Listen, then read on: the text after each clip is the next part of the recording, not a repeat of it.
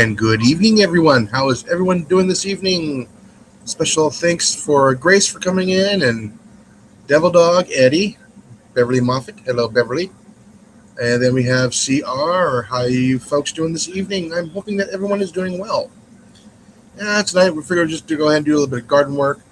Like I said, I got a lot of stuff done yesterday. I had to work today because I had was it Easter off, so I had to offset a day. So, and with that, we'll wait for the other folks to come on up, and we'll talk a little bit more about gardening. And we'll see how Cliff is doing on his garden. If anybody's wondering, he did post a video earlier today as well. And let's see. I've just been very, very busy the past several days.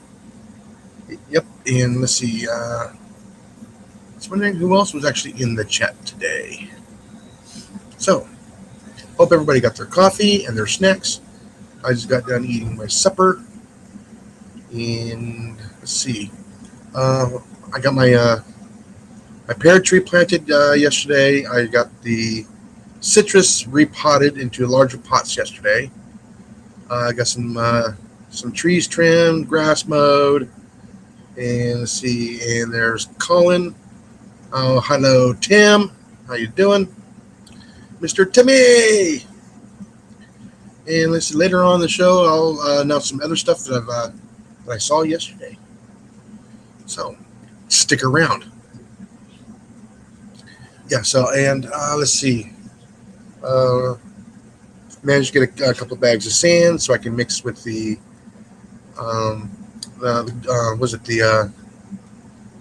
potting mix, so I can actually get some silica sand in there, get some other not microorganisms, but micronutrients that the plants need, help with drainage. So I did use play sand to help cut that, and we'll see how that does. I didn't want to make it too sandy. You know, it needs to hold water for a couple days.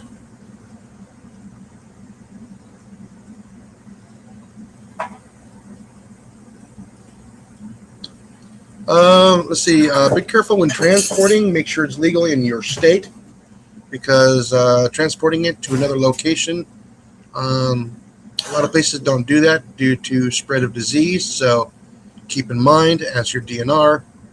And apples, watermelon. Oranges. I don't know about oranges. I don't know. Citrus. Yeah, and like I said, strawberries, a sweet fruit that's actually ripe and ready. I've heard of tomatoes working well.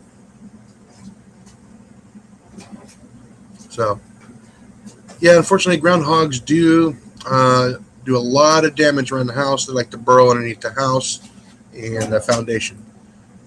So, they can do that out in the woods. Again, check your local laws and regulations, please. I don't want anybody getting hit for transporting wild animals. All right, or live wild animals. And there's Mr. Gary. How you doing? I mean, if it's a large piece of property, like 100 acres, you can transport them on your own property. As soon as you leave your property, you are breaking the law in most states. So please be aware of that. Let's see. Any other questions? And gardening questions. Pest control. And is my video okay? Is it nice and smooth? You guys can hear me fine then? I worried about it being a little sketchy.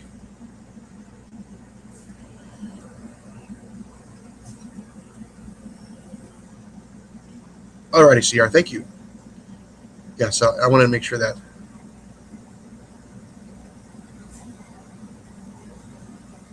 Within the same county, okay. Yeah, make sure you put it way out in the property, away from the house. So good, Grace, you did your homework. Yeah, the reason why they don't let anybody transport live animals over, off the property is due to if there is a disease or if the animal's sick, they don't want it being transmitted from one animal to another animal. and then have it get out of hand. Um, Gary, 1 cord or 3 feet, whatever comes first. Yeah, they can't chuck wood pretty far.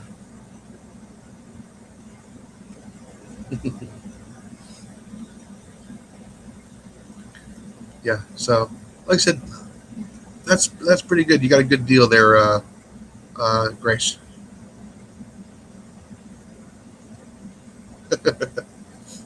So Gary, are you at work tonight, or are you home?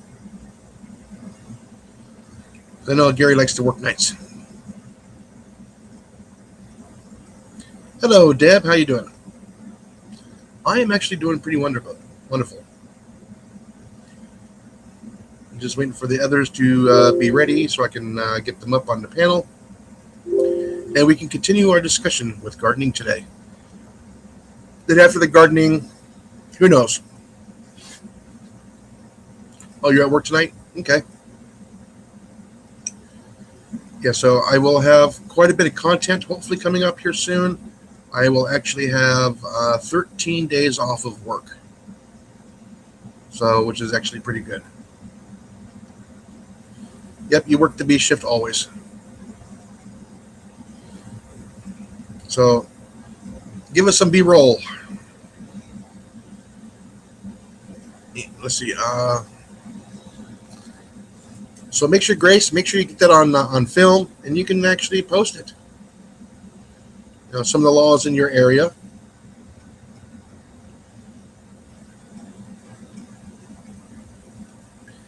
Yeah, so, yeah, for the meetup, yeah, I am actually taking 14 days off.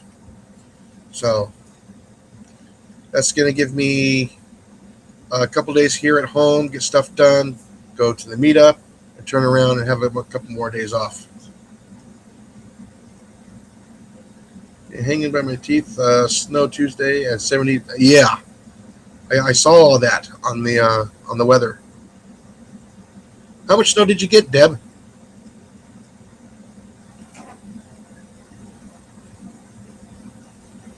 Yeah, we saw that on the news. It was going to be a thin band of snow. We just didn't know how much it was going to drop.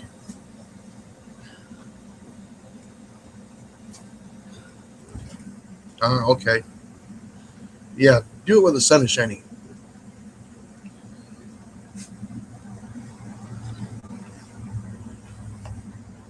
Uh, don't forget, we got Matt's going to be live tomorrow night. Don't forget, also Collins will be live tomorrow night. So that's where that timing, I think Colin usually starts at 7. Matt starts at 8. So I try and make both live streams if at all possible.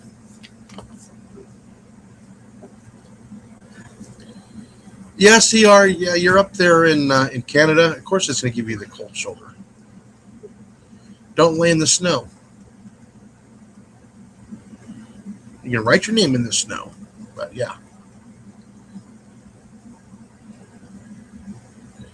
And where Mr. Cliffy is, let's see. Let me check that real quick here. Yeah, he's still got like 30 minutes of sunlight left. So he's probably out there watering his garden. I do see some weather there in Wichita, Kansas. A little bit there just north of Kansas City. I got some stuff there in Northern California, which is supposed to hammer everybody here on this up and coming weekend. So everybody in that trouble zone, please be safe. Oh, less than an inch. Okay, mostly rain first, and freezing rain, then the snow pellets. And the layer of ice. Yes, I'm familiar with the layers of ice. We get that at least once a year.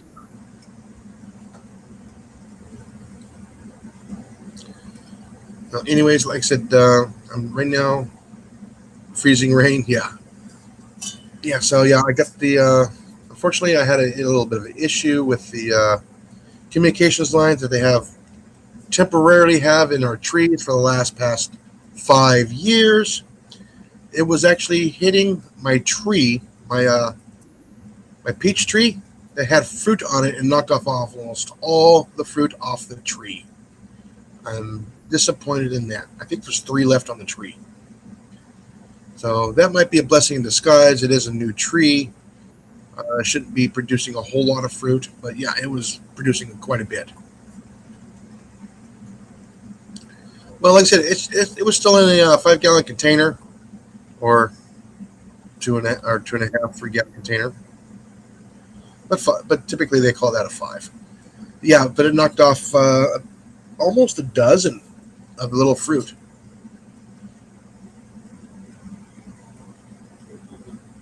Yeah,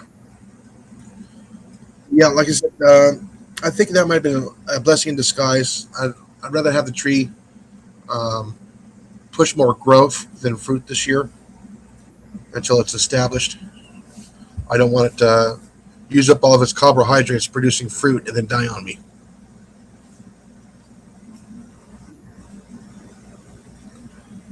Yeah, and let's see. The tomatoes are getting huge. Like I said, those the thumbnail for my episode here that was taken 2 weeks ago. They have gotten a lot bigger. I tried taking a picture of the citrus trees that I transplanted into larger pots. The reason why I'm keeping those in pots is so that I can pull them in and out of the greenhouse. Yeah. Yep, Colin's finally here. He's got his coffee. You water? Hmm? Your plants? Yes. There wasn't it for 2 weeks ago. No, I know. I need to get that separated and repotted. I need to get some more soil. And I'll probably mix a little bit of sand in there with that too, so it can have some micronutrients. Yeah, so I actually have a nice pot for that. So a little itty bitty little plant is going to go into a big pot.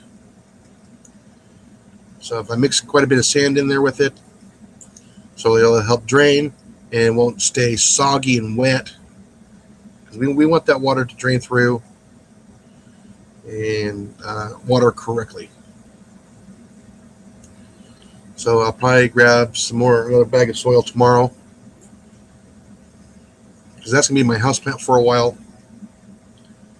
In the wintertime, I might stick it out in the greenhouse, because the greenhouse is usually a little bit warmer than the house, and we kind of keep our house kind of cooled in the winter months. It's too expensive to heat, especially with the prices they are.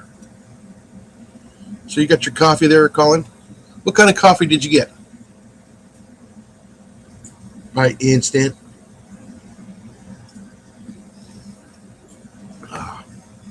So I still got my half a cup left with my creamer in it, because I have coffee and creamer in the evening, black coffee in the morning. Hot would be your guess? Yeah. I guess I can start throwing this out there.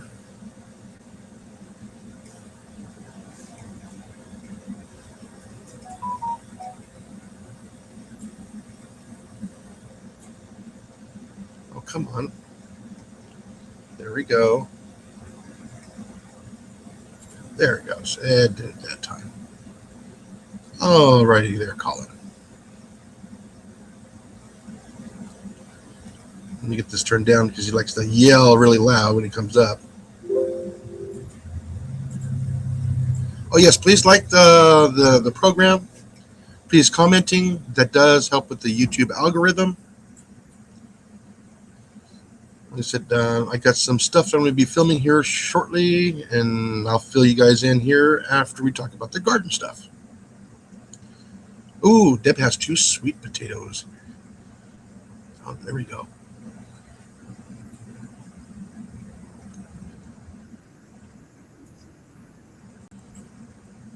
How you doing, sir? Pretty good. How you doing?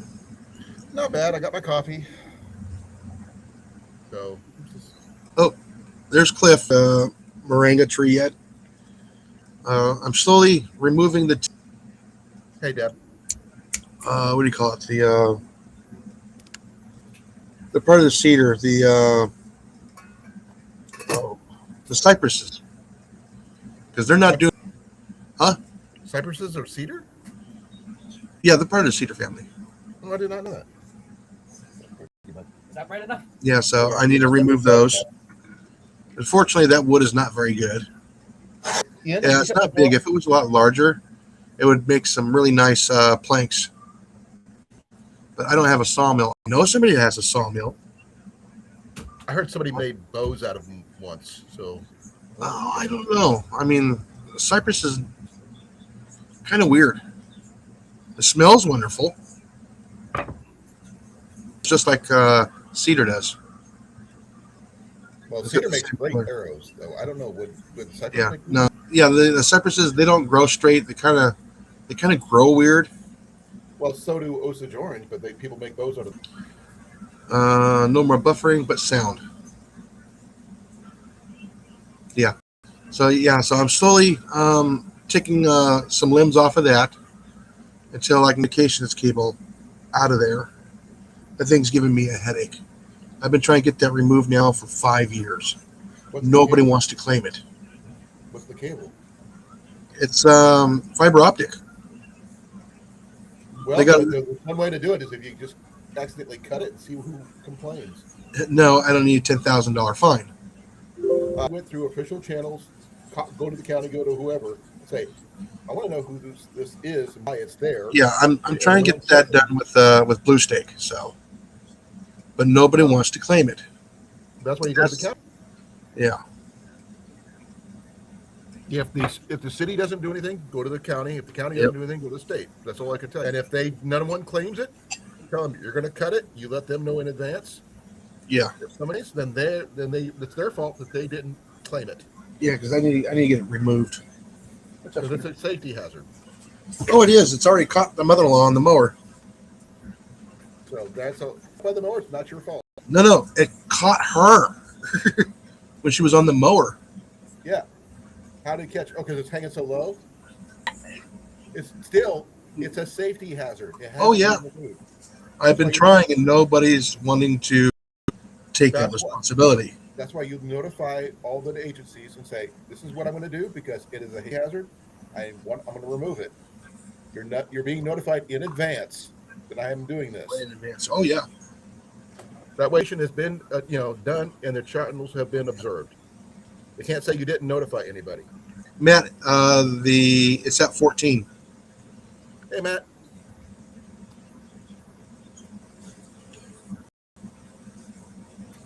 Yeah. So up to 92. What's up to 92? Hopefully people. Right now? I have no. Oh. Matt, come on up here and explain 92. Oh, for the gathering. I'm hoping.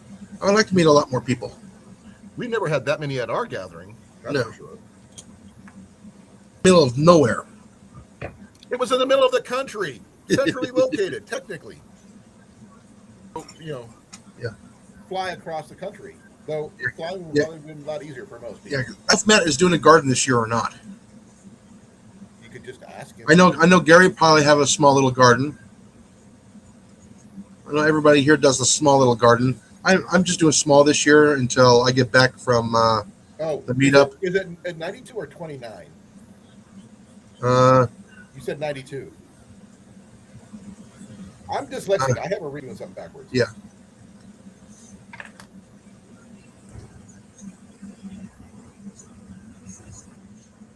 Okay. I'm dyslexic. I have a reason. So I'm just. He said 92. I'm just copying what he said.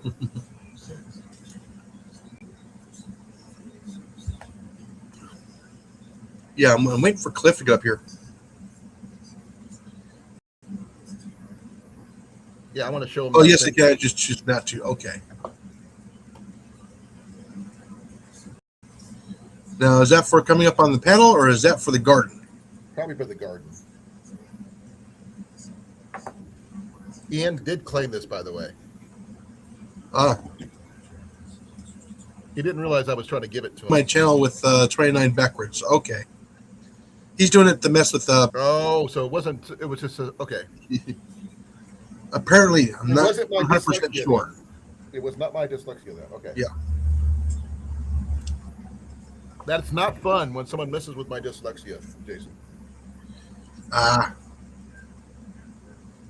not funny in my book, anyway. All right, Cliff, where are you?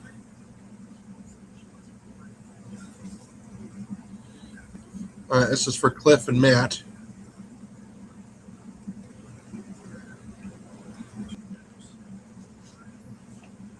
Yeah, so, what else? Starting to get all the stuff together. I'm not sure what I'm bringing all yet. It wasn't about you, Colin. No, you were just stating. Like, what would you bring? Well, that's what you normally bring. Some kind of food, I'm bringing me. and you're bringing your Molly. Yes. So Yeah, and the mother-in-law and the sister-in-law are tagging along. what? None of your daughters are not going. No, Okay, doesn't hurt that to be something they can do. It's a big event. There you go, Gary. Well, thanks for clearing that up, Gary. I really appreciate it. Yeah, those two have been going back for years. So, yeah. I got some other stuff done, but I can't say what I was doing because coming up. So I've been Is that trying what you were showing me? No, Something different than what you were showing me. Okay. no, I haven't. Only Molly knows what's going on with that. And hopefully she doesn't spill the beans. Bushes or Campbell's? Oh no, for up and coming video. I know that, but I was just fun. You're not gonna get anything out of it. Don't forget to subscribe so you can see what comes up. I already do. Yeah, well, like I said, I got 13 days off starting next Sunday, so I will be having some stuff popping up. And it is International Grilled Cheese. Yes, I'm planning on cooking some grilled cheese sandwiches. Yes, Me too. and some ham and Vegan cheese? cheese. Not quite sure yet. Or ham on the side. As long as it's not because I mean, Yeah. unless you want to do a Hawaiian. No. It's not going to be spam. Hawaiians do No, you do spam and eggs. within reason. So yeah, I got an up and coming video. There's several cooking videos, hopefully in the works. Really, that one I'm interested in. Yeah, because I got to do the cooking on the following Saturday night or afternoon during the meetup. Fire or grill? Oh no, I'm doing was it Fashion Way? Oh, Kent Rollins way. Okay, yes, Yeah. Mhm. That one. As long as I get notification here, I know it's going to be. I'll be right there. Yeah, so I will be doing chili halfway from scratch. But like I said, I'm still doing beans from a can. It's just easier and cleaner. And they're ready right now. But I got to get it to all melt together with good old seasonings and spices. One will be not hot but warm, and the other one will not. He says stewardess is the longest word you can spell. What if you did the word sandwich trader? One word. It's a job, not a two-person thing. That's what you call a Subway worker. Someone who works at Subway.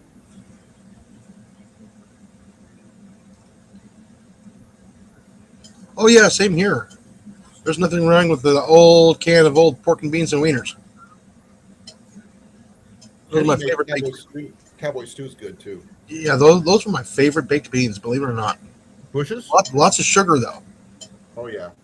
A lot of sugar in baked beans. Brown sugar, in fact. Yeah. Jenny used one year. She used bourbon beans, baked beans with ground venison. Oh, yeah. Yeah. That's where Cowboy Stew at one end to add a rendezvous for a cooking competition. So yeah, we're waiting on Cliff to get done.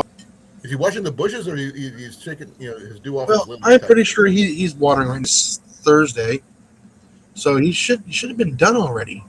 This is normally his day off, I'm unless actually he had to make surprised that. Sorry. unless he had to make up a day like I had to, Yeah. because today's Wednesday.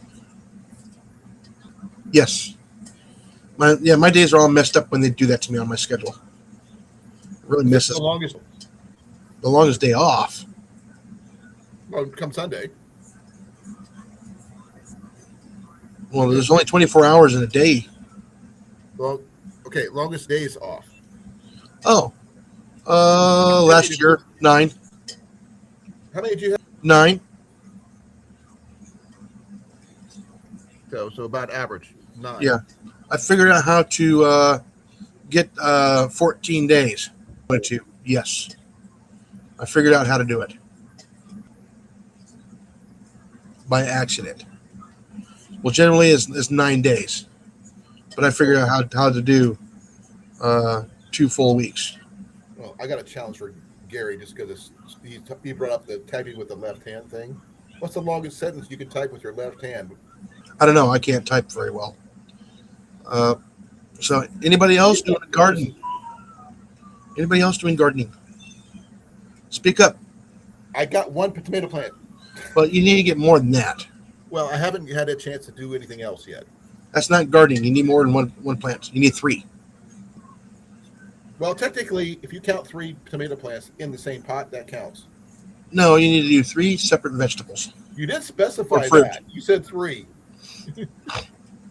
Yeah, like I said, right now I got I got peas, I got squash, I got tomatoes, radishes, carrot. Potatoes? No potatoes. I need to get the soil for specific soil.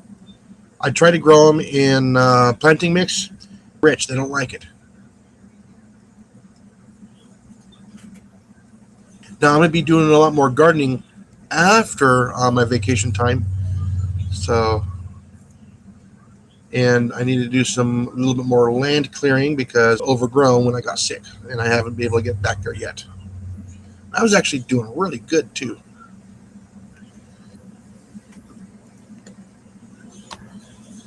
Oh, I've already done cloning. 6 out of 2. We got 2 clones of each, in which I need to rearrange my greenhouse so I can separate the house, get them all pushed out. Yeah, my 2 original tomato plants are almost as tall as the greenhouse now. I need to trim them back.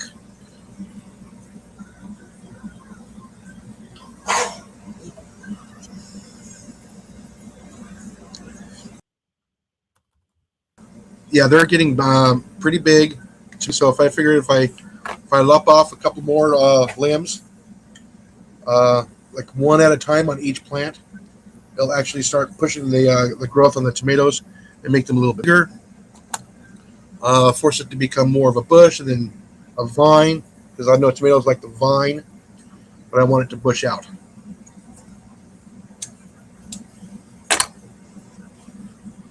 Are you rooting for that? Yeah, I'm sure you are. Yeah, my radishes didn't do well this year. They decided to go ahead and bolt because I had them in the greenhouse.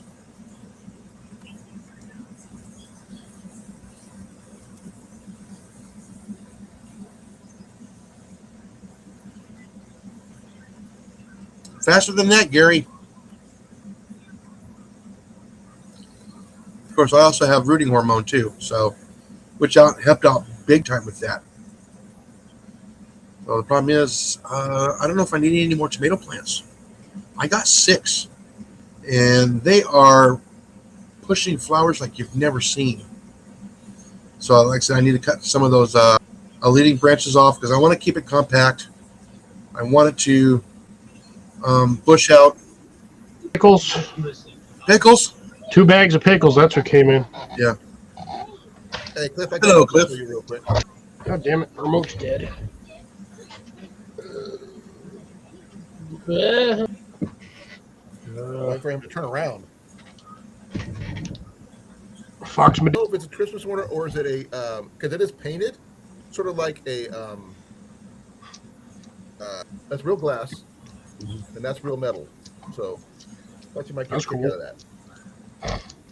Listening and resting his eyes. It must be his lunchtime. If you're resting your eyes, you need a couple days off. You need more than Go to work, then came home after about an hour and a half. Trees at my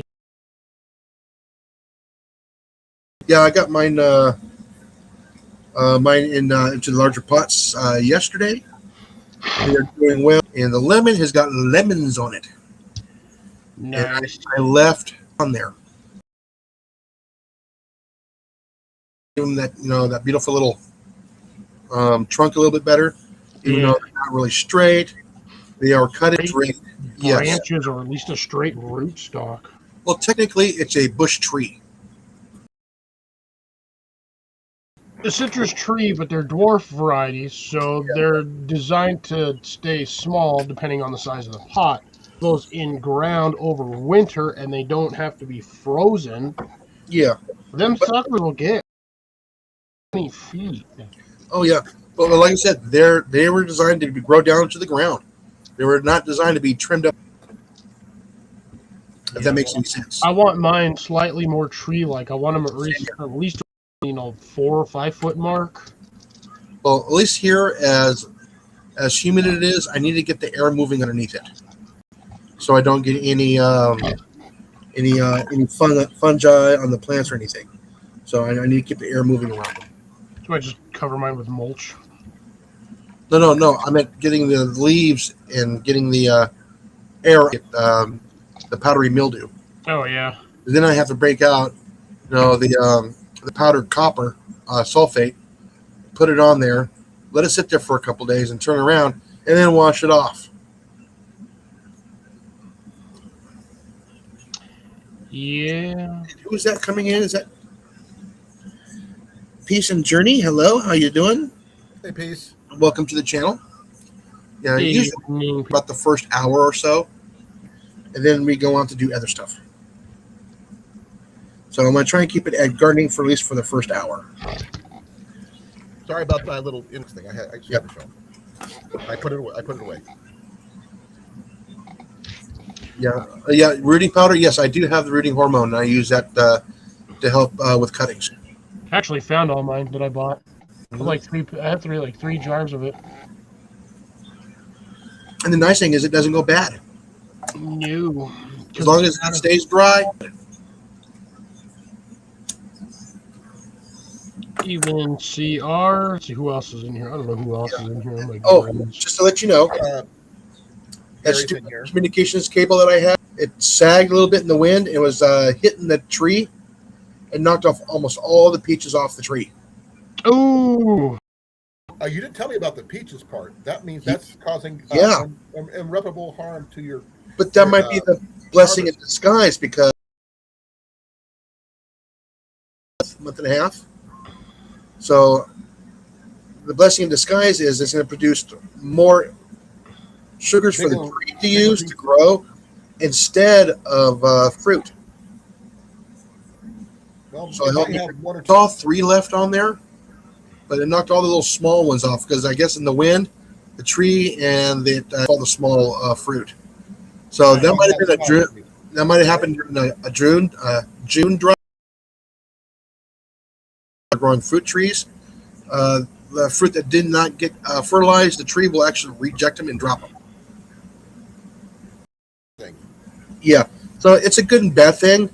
I'd love to get more fruit off of it, but then again, the tree is really small. As the Peaceful Journey's name is.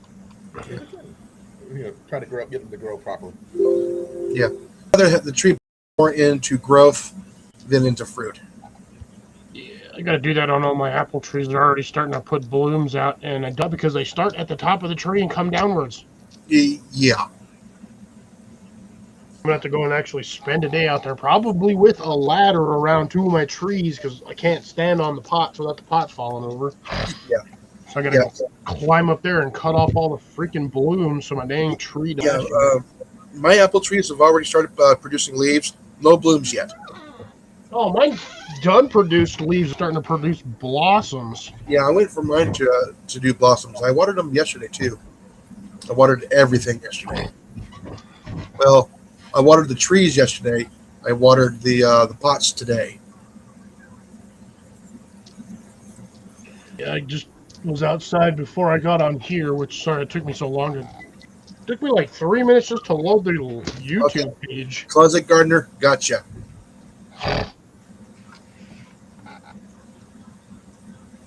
Yeah, I was outside watering all of my onions. I got another 100 to plant. I just got to figure out where to put them. Random. I still don't get the need for that many. For the vitamin C. It's free herbs, free onions. I can. Well, yeah. The problem is to get onion powder, you need a lot of onions. Oh yeah. And so I mean, it's not like I don't have a lot of onions. Well, you can also leave them winter there over a year and have them split too. Okay, Yeah. onions. White. Onions. White. How big do they get? The ones that make you cry. Average there's different 3 to types. 4 inches across, give or take. Yeah, about the size of a fist, maybe. Free size. No, hers were just abnormally huge because she had like really good soil. Yeah. They also, the more alkaline the soil, the hotter they are. Yeah, I don't know what my soil is. I go with what I got. Shouldn't you test your soil every year, though? No. I don't waste my time on that. I just add stuff and not add stuff. I am not paying for that chemistry set. Well, I don't have the money for that. I wasn't sure if that cost how much that cost to get the little set to test. You can buy the $12 tester, but it's the process of getting all of that stuff to set the way you need it to. I mean, it gives you the instructions on how to do the pH testing on that, but yeah, it's time consuming. But it only gives you only so many nutrients that you can test for. You need to test for like all 14, and then some as well. Now you got to test your iron. You got to test for calcium, sulfur, manganese, magnesium, all kinds of those micronutrients. Yeah, which sand is pretty much deprived of a majority of them. Yep, that's where you get your silica and for your cell structure too as well, and your calcium. Yeah. No, I got no calcium down here. It's just straight He's dirty got ass a built dry his sand. soil, so that makes sense. Because he doesn't really have it. Although I do have 2 very large containers. Yeah, because I took for my citrus, I took a 50-pound bag of sand and I mixed it in with that 1 bag of the Miracle Grow. Can't you use like eggshells or something? I could, but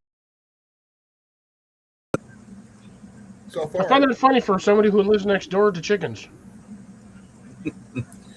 I don't have any. doesn't your mother-in-law have some? Yeah. You know how much calcium I would have to put in there? A lot. Yeah. Let them dry out in the It's sun free or throw them in calcium, the greenhouse so they right? get all nice and toasty. And then just crud. Yeah, I need to start doing that. Well, like I said, I do take my coffee grounds and I throw it across the turf too. Helps make that a little bit stronger. Organic material. How's your tomato plant doing, Colin? It's growing. It's more like a house plant now. But Jenny says it's not. It's still winter season, mode or something, whatever that means. So I'm waiting for it to decide that it's spring gonna do something. Then I'll put it outside. Is it warm enough yet to put it outside, or are you guys still getting No. down below freezing? We're still hovering around the freezing mark because we end up sometime in May. Put it this way, Deb got snow on Monday. Or was it Oh, Tuesday? damn. Tuesday. So Colin almost got snow. I didn't get snow, but it got cold. Yeah. So we just got to be able to, wait. Little, I guess we would call greenhouse tent that we have. Yeah. It wouldn't even be enough. We do a lot of our plants outside are budding really big, that we have in the yard. All those are so they know when they need to pop up. The ones out in front of our door are roses, Mhm. and they're Oh, budding. I'm not sure what type of roses are because I never saw them bloom.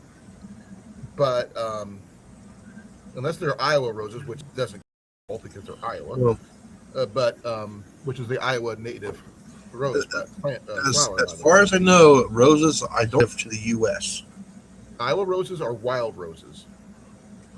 Is it because they call it a rose, or is it actually part of the rosé family? It's part of the family, but it's a different subspecies, but still a species. But as the rose, as we know it, is not native here to the North America. Yeah, the one. I like the grandiflora. Yeah, let me double checks for that. I was going to say that I'm pretty sure you could probably grow roses in the Arctic, and they would do just fine. Can't really freeze those things. I've seen those things pop up in some of the coldest climates possible, and we're like, as long as it gets those things. As long as they're protected. It's called the wild prairie rose, Pacific Casana, Rose Blonda, and Rose Carolina. Okay. Which is pink flowered shrubs that are part of the Rosaceae, like rose family. So yeah, A distant cousin of the apple. and we did save the what do they call it? Rose hips from last year. That's good. Yeah, we do have those. So Damn we it, know I what forgot to rose change hips that are. We again. did acquire some. Yeah, but as So far as I know, I did set my alarm off of my truck.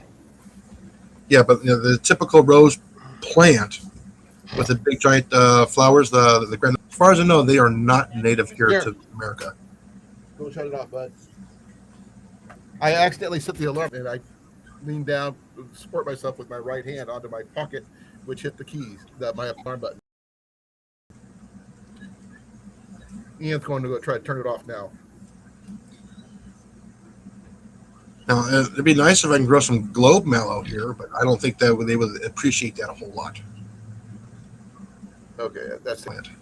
Oh, it just mentioned that the Rosa genus is part of the apples, crab apples, pears, plums, peaches, and cherries and strawberries. Mm-hmm. Mm-hmm. I didn't know they were strawberries were part of the same part. I didn't know that. It's interesting to know. I know it's hard to remember everything from high school. It says I didn't realize they were part of that. But those are, like I said, we do have naturally occurring roses here in Iowa. It's just the subspecies. But I don't know which ones these are, just to be fair. All of ours that were pretty much almost are all springing back pretty vigorously. Oh, I take it you hammered them back? Oh, no, my dad trimmed, basically almost murdered every rose bush we had out there. Well, sometimes they need it. Oh, sorry. They do. I was going to ask if your state has any occurring native grasses or anything like that they support you growing in your area. Most of those you do not. We do. Half of the people down here, we do not want those native grasses because they are obnoxious. For that reason, get fountain grass. It's not as bad, and they got lots of different types of fountain grass. They got some that only a few feet, and some of them will grow 6 feet. Stay away from your pampas grass and your Johnson grass. Those will shred you to bits. All of that stuff will. Those leaves on there are like jagged razor blades. Yeah. They're terrible. You go to grab some of that and you grab it the wrong way, it will slice up your fingers like nobody's business. Yeah, just like the corn does, or worse. Yeah, I would say worse. I would say it's like a combination of like, if it was like a cross between corn leaves, sunflowers, and freaking bamboo leaves. Yeah. Like those things are nasty. I Not bad if you're wearing pants and you brush up against it, but hey, don't rub your hands through the actual leafage, because you'll get stickers poked, and like 5 minutes later you'll be like, "Why is my hand red?" Yeah, there's not too many grasses that are actually native to the U.S. A lot of them are from overseas. Sorry, you broke up there for half a second. No, Peaceful Journey was talking about certain types of native grass. You got your buffalo grass, which is going to be native here. What else is there? I mean, there's only very, very few. Sawgrass. Depending on what type of sawgrass. I know do Dutch that grass is here. I'm trying to remember what else grasses are here. Everybody seems to think, the Kentucky bluegrass is from here. It's not. That's actually a POA that comes from Europe. Same thing with rye. Comes from the rye grasses come from Europe. Bermuda grass actually comes from Africa, not from Bermuda.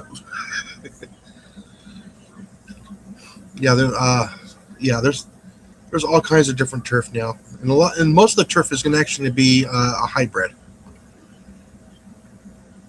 Well, I do know that Iowa's got a couple fruit-bearing trees that are natural. Now, if you're going to count the Iowa roses, but I do know that there's one Iowa cactus, which we talked about before. Yeah, that's native because we have the only places actually where it grows is where I grew up in Eddyville, which is really funny. The entire state, that's the only place it grows. I didn't know that my entire life until I got this age. Yeah, most of your Sojourner is there. The winter grass that they overseed with, that's going to be a POA. We have big blue stream, Indian grass, little blue stream, and side oat grandma, whatever that is. Yeah, and they're all like this tall. Now, I do know some places have naturally occurring rice and sugarcane, maybe. I don't know if that's true or not. So that's I'm not more sure southern. about that. I know it's towards the Mississippi side of Iowa. Got me on that one. So I just got the regular old zoysia grass here in my yard. It takes forever. I said it'd be nice to have Bermuda grass here. I don't think Cliff's got any really big river places where they would grow wild grasses and stuff like that. Where he's at, does it? I mean, some of the wild grasses are actually quite beautiful. They'd be awesome in like little clay pots to go with like a topiary tree, like some people call it the bonsai. But yeah, those will work really well. You can topiary a juniper to look like a bonsai, and you can put a couple little grasses around that and make that look pretty with some of the rocks. Yeah, but I think it's just damaging to the tree. The tree, if you let the tree go, let it be natural, let it grow big, like it's supposed to. Yeah, not a whole lot of people can afford a real bonsai tree. No, those things are stupid expensive. Yes, I know. Unless you're Daniel-san from Karate Kid. That was These little trees. bonsai tree was gifted to him, and that was not a cheap tree. Even that little tiny tree was not cheap. But they saved it after the guy tried to destroy it. And those things, by the way, when you up pot a bonsai tree, it is hours of work. Oh yeah. Because of the root system? Root system, you got to poke out all the rocks, and you got to kind of tease it, and then you got to kind of trim. Then you got to redo the pot base or the substrate that usually goes in there, which is a mix of gravel and other stuff. And then That tells me one thing, Cliff. You've actually studied that. Because not everybody knows that. I've seen a few videos on people potting bonsai trees just because it's entertaining. So there you go. So that means you studied. Yeah, like I said, you can use the junipers as a substitute. Yep. Mm-hmm. Because it almost looks just like the real thing, except for it's just a little bit off in color. Yeah, I think The only tree I want to grow is pear trees, apple trees. Yeah. One of the most common ones is going to be like the Tam juniper or the Pfister juniper. I mean, you can technically, if willing to spend the time on it, you can turn anything into a bonsai tree, just about. Yeah. Can you imagine a bonsai redwood tree? I'm pretty sure somebody's done it somewhere. Yeah. Oh my God, Butt Nuggets is here. But Nuggets, what's happening? I haven't seen you in a while. What up, BN? It took me half a second to realize, no, he's not. This is not a joke. This is a real name. Yeah. This is He's not been around for some this is time.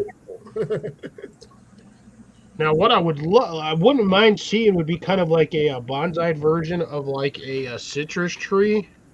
I've seen the many ones like you were talking about before, Cliff, like you got, but Yeah. just, I mean, that would probably be pretty tough on that tree. I mean, it would shorten the lifespan of it considerably. yeah, you only like one fruit, if anything.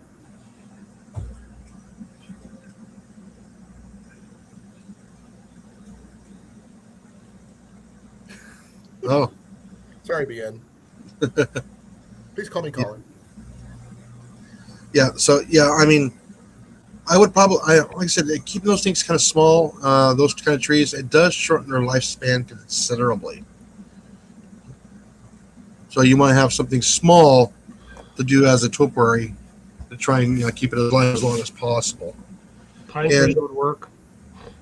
I was thinking about if we ever get any proper land, growing some Osage orange or something for along the edge of the property. They make good fence posts as well as bows. Because a lot of the fence posts in Iowa were actually originally made from that. Mm-hmm. Like I said, there's all kinds of plants that you can use. Again, use something that's going to be small, manageable. Make sure you have your wire. I know usually they use copper. Like I said, unfortunately, don't let that copper get past the cadmium layer because then it will kill the tree. So, Well, they mainly use the copper just to shape the tree, and then once the tree Yeah. is pretty much permanently in that position, they remove the copper. yeah. Could you technically use a wild rose, Iowa rose type situation? Yeah, you can use rose plants. You can. Well, another good example is, believe it or not, is fruit trees and grapes. Because technically, you're doing an espalier. That's a type of topiary. I would say if you could do a willow, because I mean, willow bark, all the clippings from the willow bark is good medicinally. So Yeah. You I don't can know if- easily do that with a willow tree. Those things are like notorious for being like extremely flexible. Mm-hmm. they're Yeah, also they drink a lot of water. Yeah, well, like I said, if you prune right and you train right, you can actually braid the branches together I've Yes. seen people do to that. the trunk and do that. Another common one they use that they do that with in the stores is the Ficus benjamina because it's flexible and it's very, very shapeable and it holds its form. Now, be careful with that because that is technically not a small plant. Here in the U.S., we consider that as a house plant. Overseas in Southeast Asia, it is a Tree. huge, I mean, absolutely large tree. Right. I mean, They make a lot of stuff out of willow bark and what they do with the furniture and stuff like that. But that's, I mean, I don't know if you want to talk about it. Growing. I mean, I know someone who grew willow for that purpose, but he used to, that's what he did for a living. like I said, if anybody's seen any film or movies from Southeast Asia with all those ruins and those trees, They're going through the rocks. they're growing through those old structures. Yep. Dirt everywhere. Oh, wait. It's a little sciencey today. Sorry. No, I wasn't talking about the tree side. We're talking. She said growing food is too complicated. No, it's just a little sciencey. But even science is a little much for me. No, we call that a food science. Honestly, So that's growing how- is This easy. would be Howie's bread and butter right now if he was here. Trees are supposed to be cool.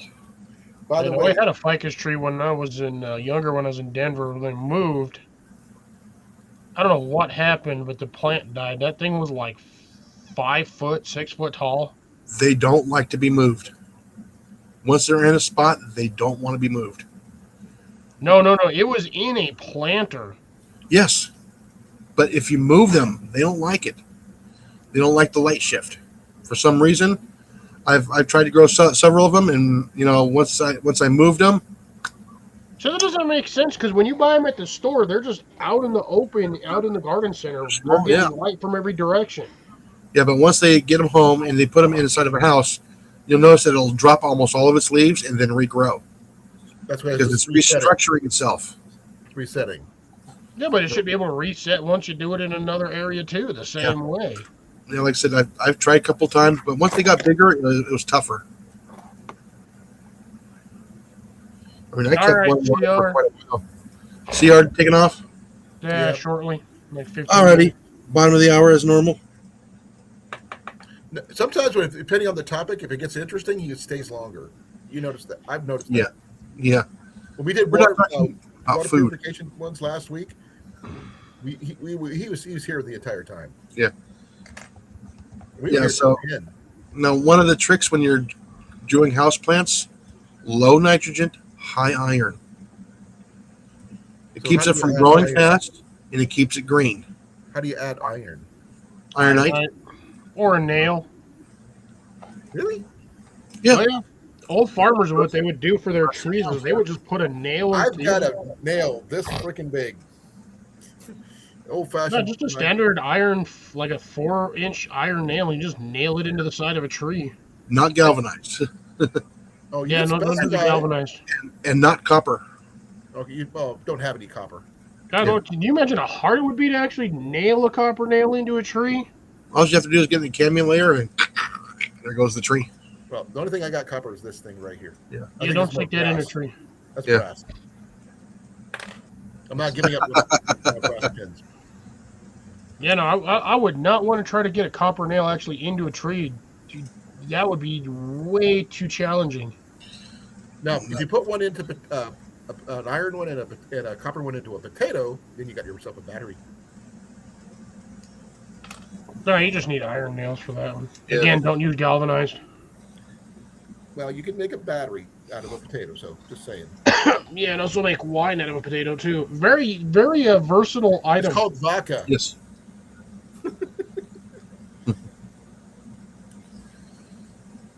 I say again, most of my ornamental horticulture was back when I was in high school. I So never really had that option as a kid when I was younger. It wasn't Oh, part of any of our curriculums, no matter like in any of my schools.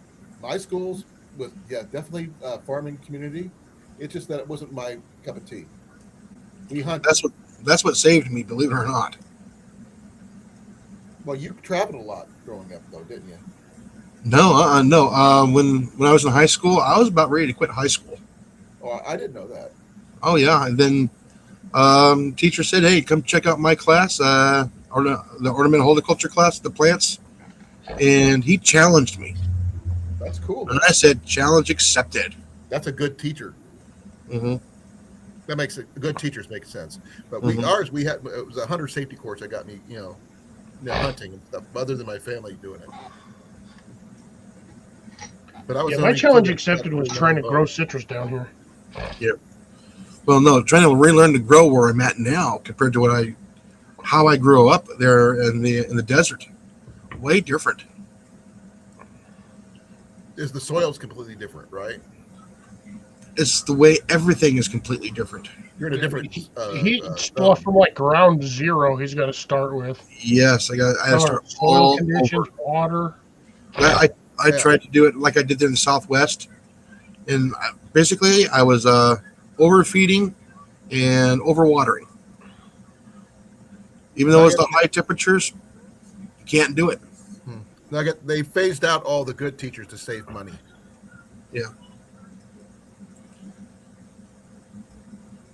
Yeah, I did the same thing.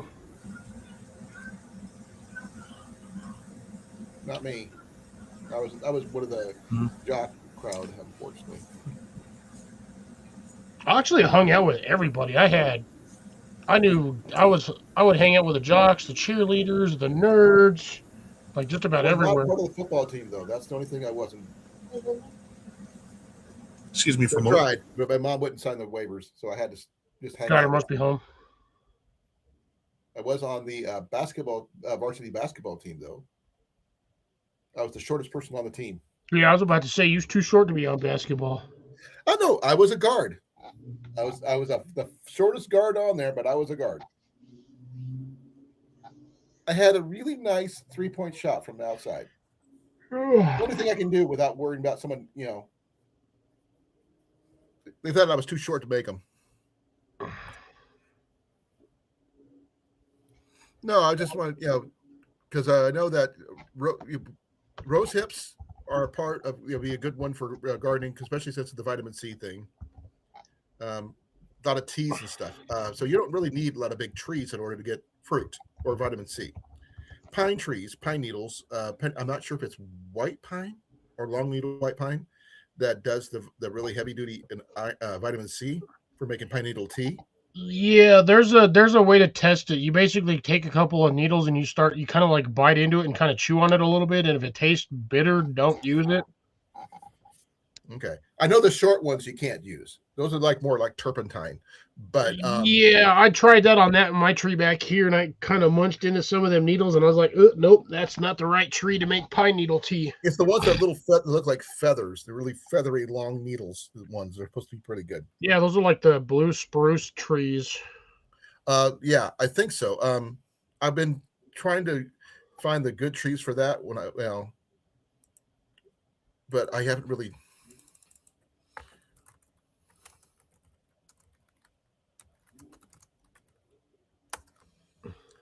Eastern white pine. I'm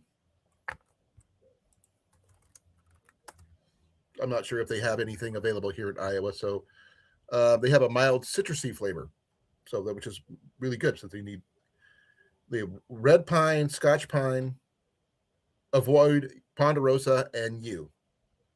So my bow wood would be completely off for that.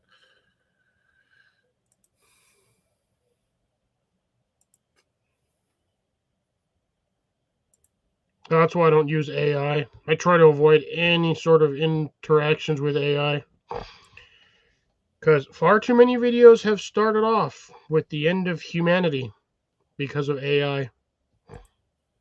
So you do not want to support Arnold Schwarzenegger's Terminator, huh? Mm-mm. I refuse to support any of them. Or the one that from, what is that one that Keanu Reeves did? The Matrix? Alrighty. So let's get back to gardening here. No, we were actually talking about the pine needle tea and stuff like that. Finding pines that were the best for making tea. That's not 29, folks. That's 17.5. Say what? It's from like a week ago. Giving Gary crap because he's only 29 this, 29 that. I'm like, no, 17.5, bro. Start saying 6'7", then I'd be just no. He's Gary is 17.5. 17.5. 17.5 is half a 29. True. I still do. I still enjoy the shorts when he shows the license plates for some of these people. Yeah. Some of them are hilarious. Oh, yeah. And a lot of them are actually kind of clever. Yeah. You got to sit there and like, wait, what does that mean? And you're like, oh, that's what that means. Mm-hmm. So, Jason, do you have any pine on your property by any chance? No. Next to the property, yes. Because like I said, depending on which type they have, they said white pine, eastern white pine, and there's some other versions, red pine, and some others. I'm not sure which pine trees I have here. Well, because they said those with the long needles are the ones that give the high in vitamin C for pine needle tea and stuff like that. So they're good medicinal plants. So don't discount them, folks. They also make really good windbreaks. So in other words, the Canary Island pine, they've got a lot of vitamin C in there since it's a 10-inch. I don't know about that one because I've never heard of a canary pine until just now. Yeah, there's like 100 different types of pine trees plus. Well, it depends on your area. So if we go for Texas, where you're at, let's find out.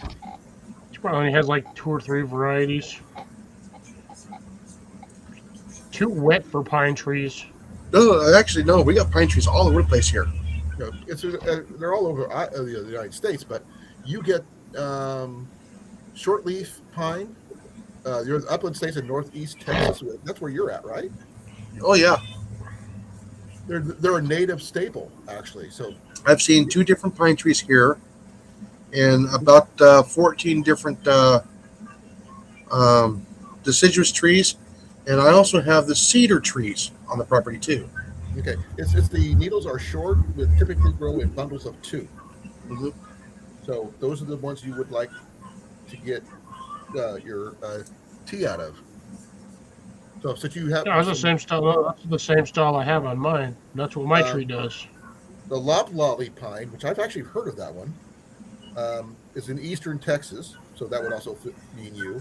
You have like the piney woods as far as west as Lost Pines of Bastrop.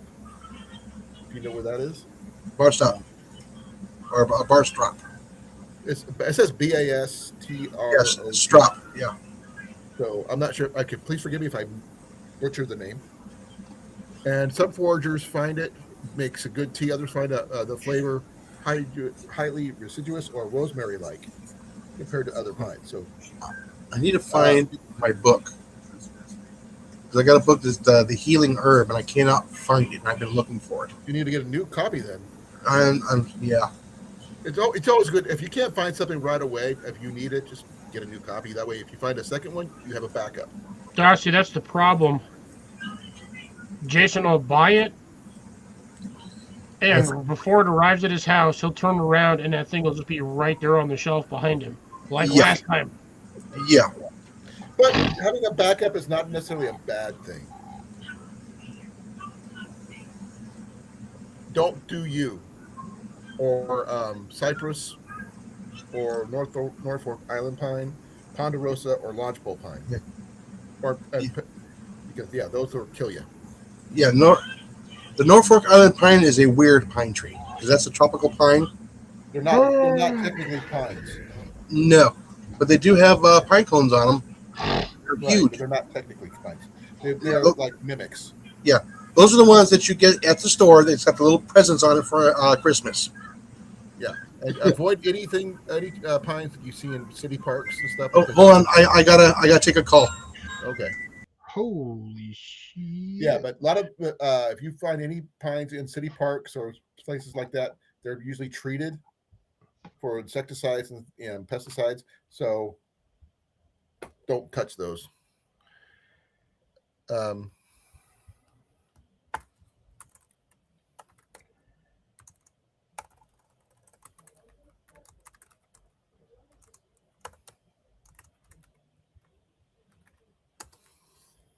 Sorry.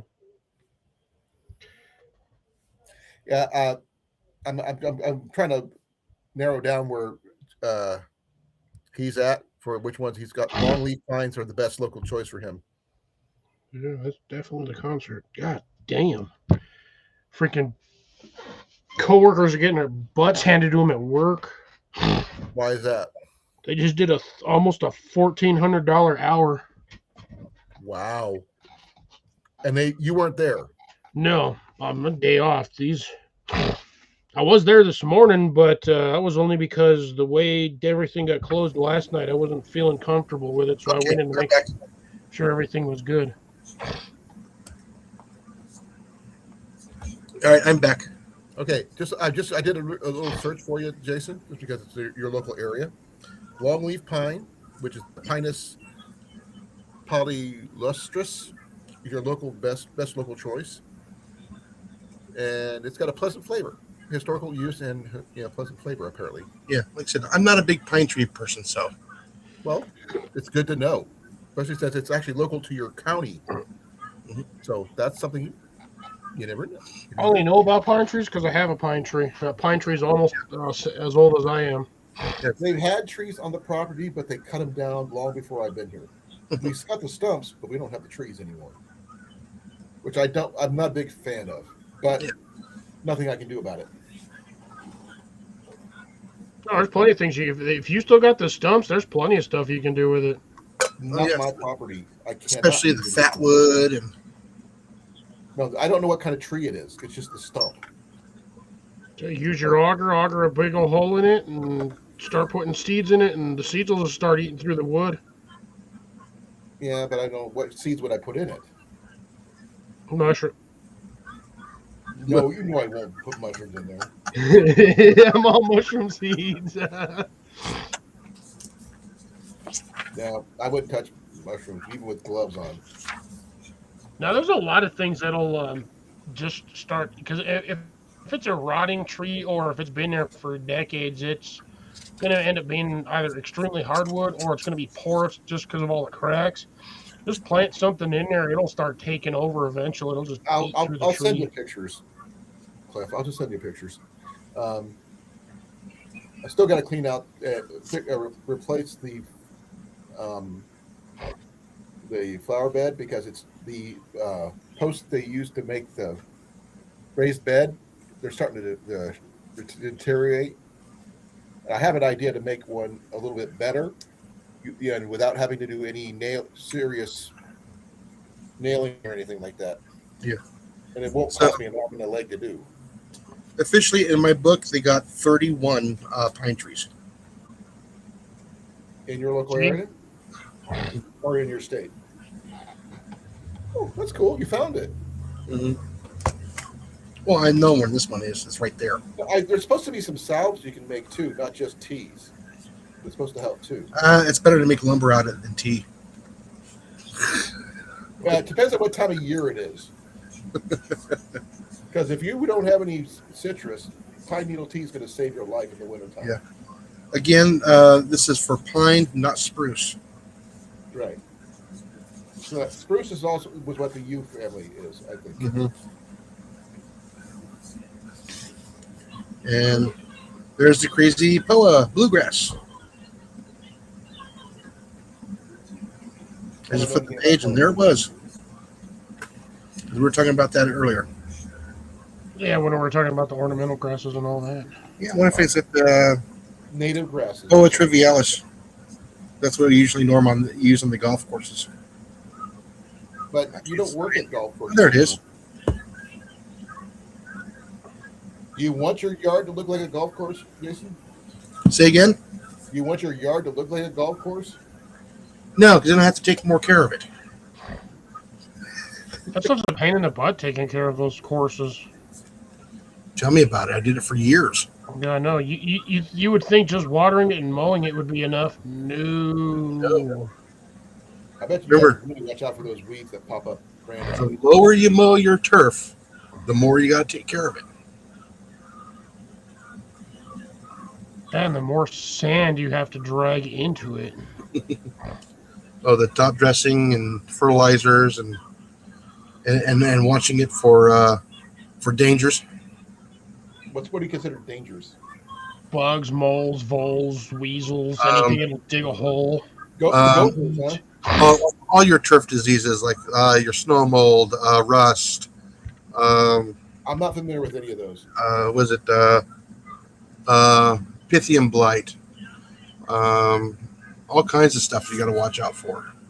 Oh, like I said, I have no idea. And- I have no idea what kind of grass I have in my yard, to be honest. Mhm. It's grass. That's all I know. Yeah, and then you get the grubs, and then right around about this time of year, you got all your raccoons, your skunks, and your everything digging up the yard trying to get to the grubs. What about the cicadas that dig down and come out every several years? Cicadas are pretty deep, and they only come up the surface very rarely. They're not in troubles with the with the turf. Not like They just pop up out of a little hole, and then that's pretty much it. Yeah, but there's like not just one. Yeah, the grubs I'm talking about are like the May beetles, June bugs, stuff Right. like that. Those big old giant white grubs that are in the soil, Right. and they'll come up, feed on the roots of the turf grass for a couple of months, and then they'll go back down deep. Crows don't normally usually participate in destruction of grass. Well, they'll poke holes in it, and that's about it. I'm not worried about that.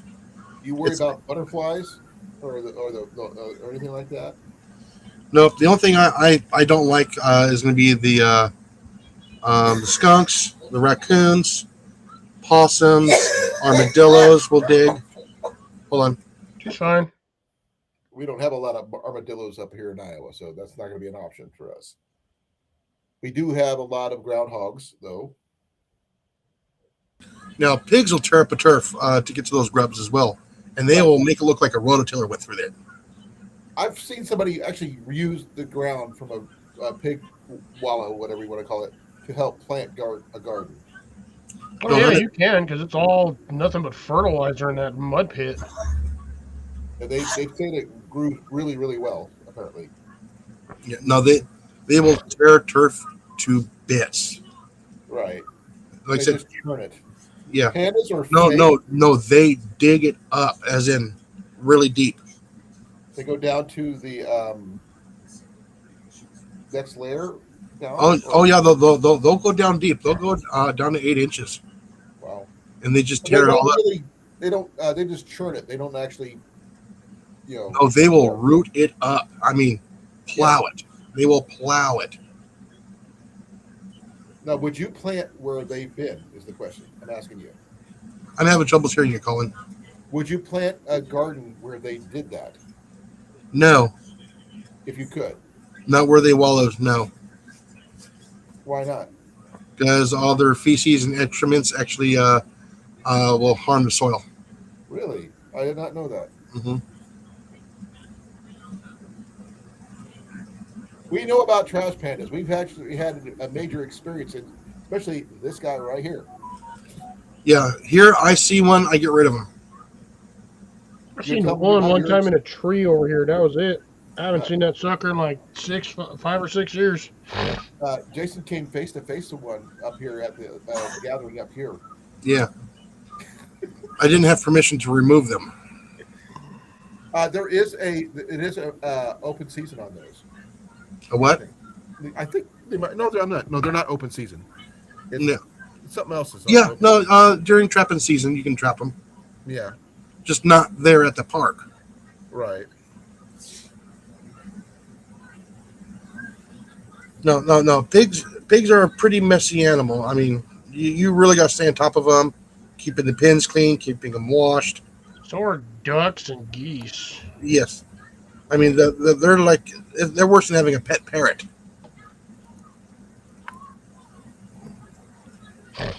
Evening, Mr. Howie. Good to see you. Howie, how you doing? Yeah. So yeah. Like I said, with the livestock next door, no, I see a raccoon, I will remove it. We've lost too many chickens to raccoons already.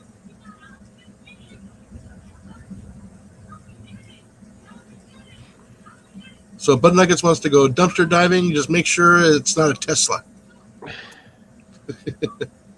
Yeah, that is definitely a big dumpster. That was funny. Guy went camping with that Tesla truck, and the raccoons tried to break into it, thinking it was a dumpster. It's because it looks like one.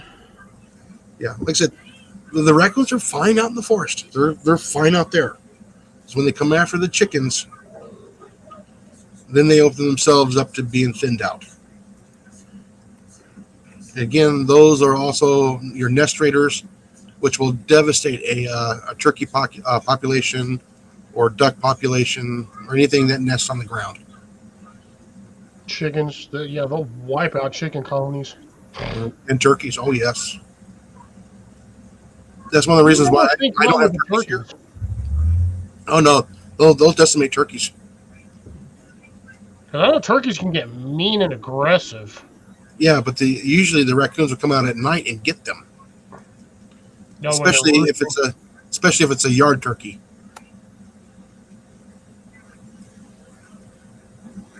Yeah, I mean, again, remember, it's still a wild animal, so you still got to be careful. Even if they've been, hand fed as a baby, and you took one in, remember they still got teeth and they still have tempers.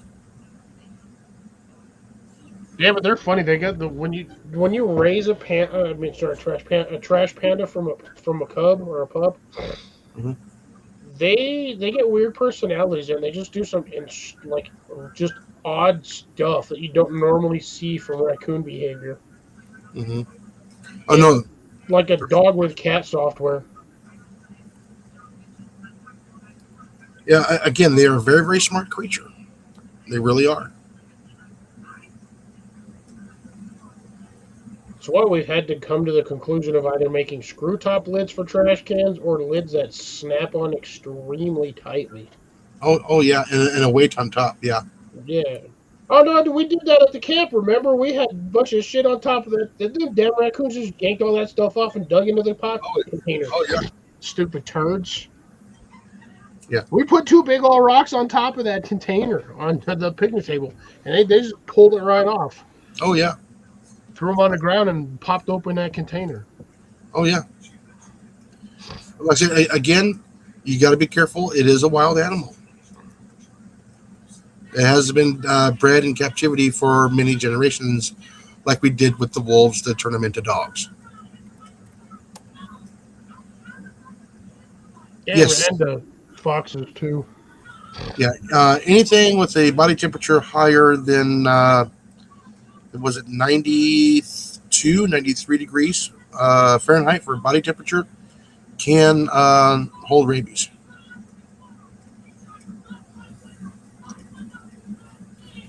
That's why possums generally don't carry rabies, because their body temperature is lower. It's because they don't move fast. They're slower than butt.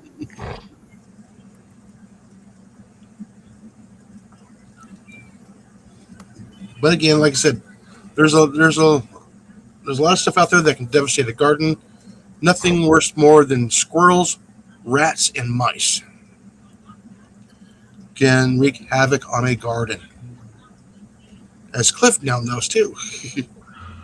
That darn No, squirrel. the worst ones: squirrels, grasshoppers, and mother freaking hornworms. Yes, the hornworms. Have you got any this year? I have not seen any yet. Yeah, not yet.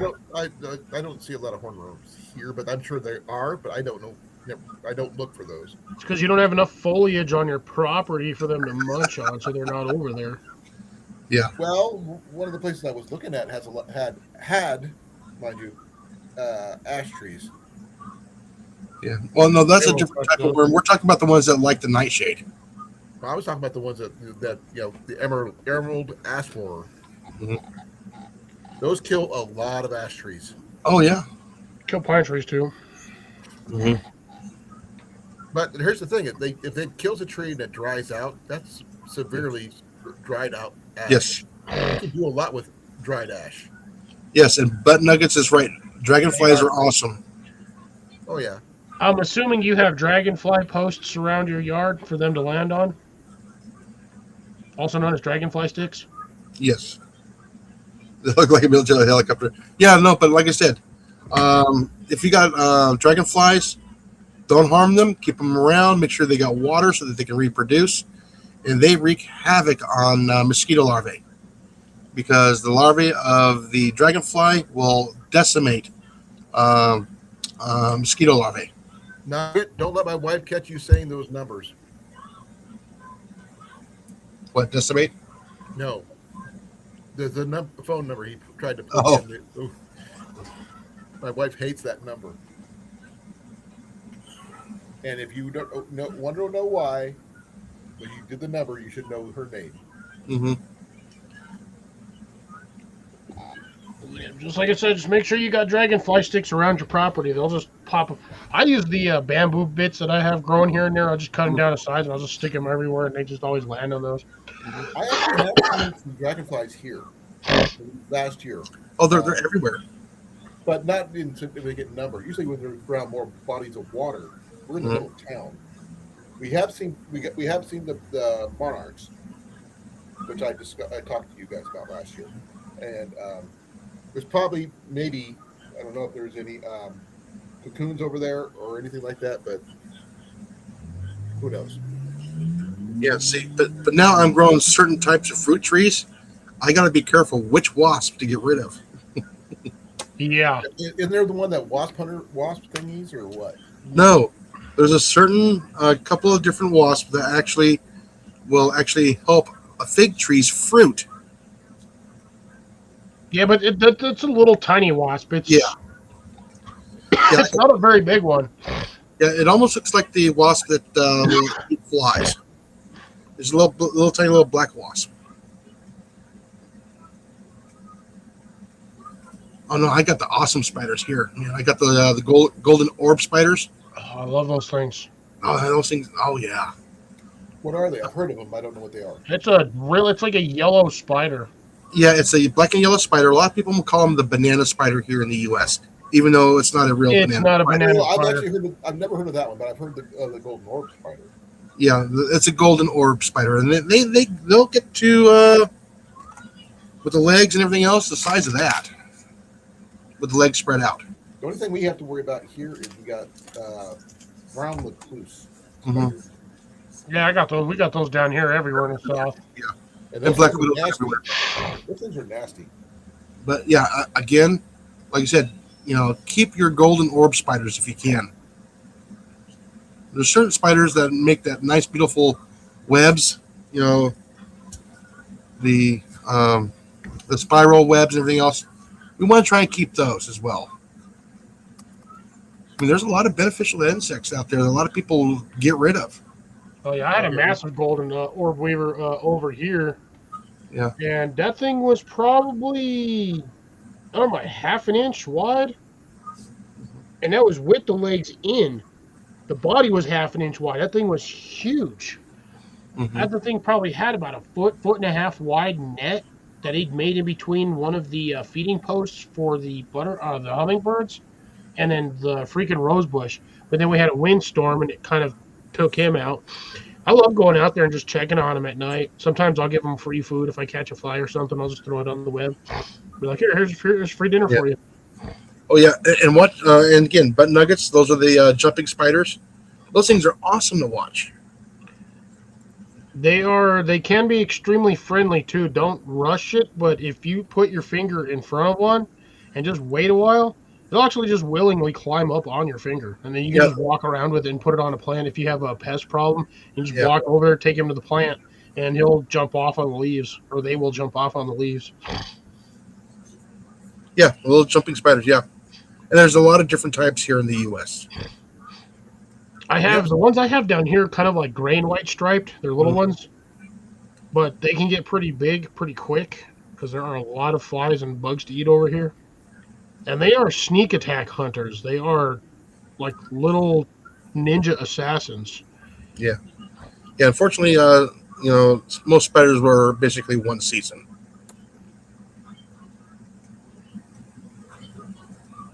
Not my spiders. My spiders make it through like a year Yeah. or two. Now you got your tarantulas, are a different story. Tarantulas are all over the place. I mean, when I was doing 2 weeks over down in Arkansas, they were all over our tents. Mhm.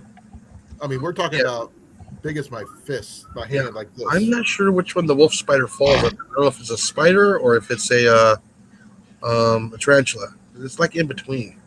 It just says it's a spider, according to because that's Spider. what we have wolf spiders here in Iowa. Yeah. And that's it just called a spider. It didn't say anything about being a part of the tarantula family or anything. Yeah. So that's one of the things I looked up. Iowa-based spiders.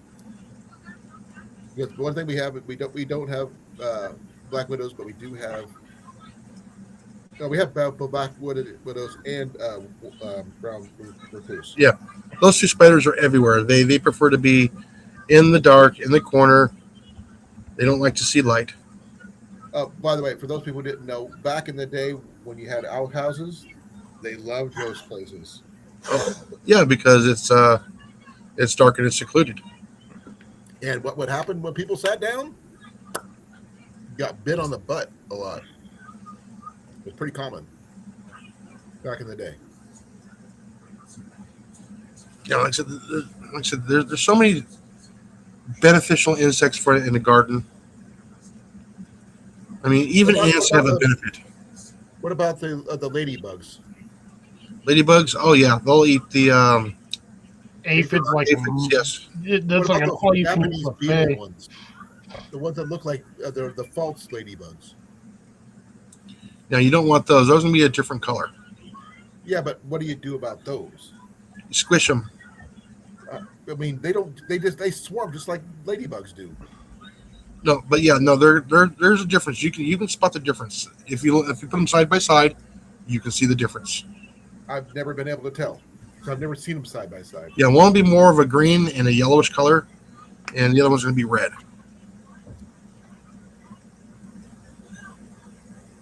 They kind of look like mustard bugs. Yeah, Sort of a mustard color, a yellow Yeah, to greenish. like Yes. odd, funky, and they're kind of striped, some of them. Again, that's why we have chickens.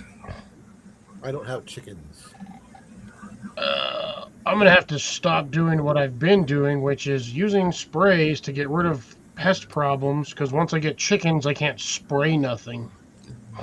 You can use DE. That'll help bring down some of the insect problems. You can I'm use just going to let the chickens go after them. yes.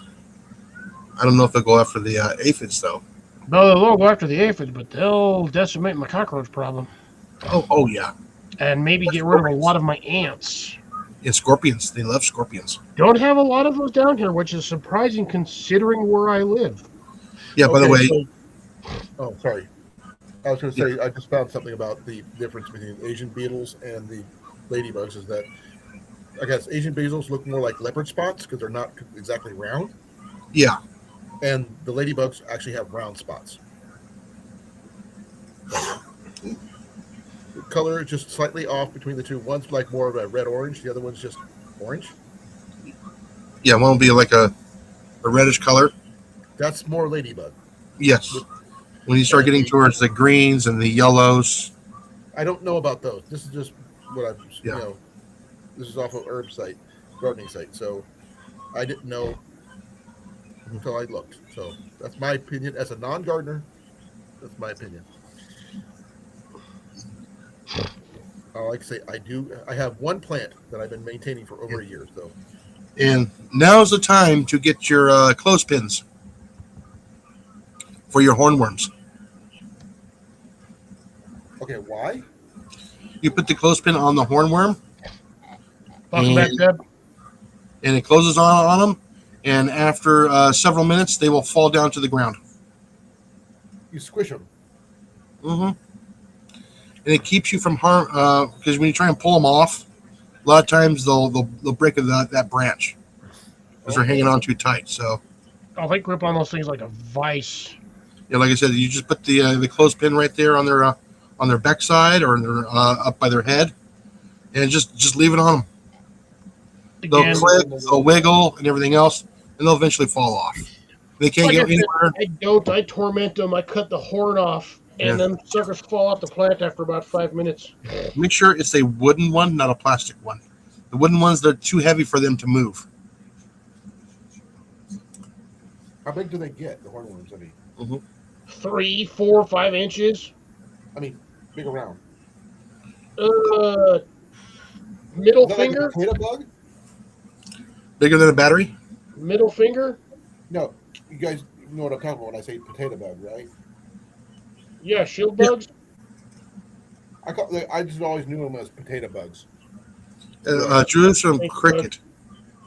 These are like that big around, and they were like really huge. Yeah, another name for them, I believe, is the Jerusalem cricket. There's another name for them. Then you got the sand scorpions, which are the vinegar runes. Those things will ruin your day.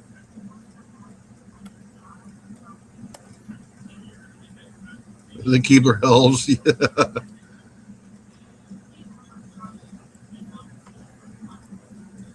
Now, forgetting where you plant cactus, that'll ruin your day. Especially if it's a cholla. Yeah, those damn things suck. It'll jump out right in your way. I can't plant Iowa cactus here where I'm at because it only grows in one spot in Iowa and it's protected.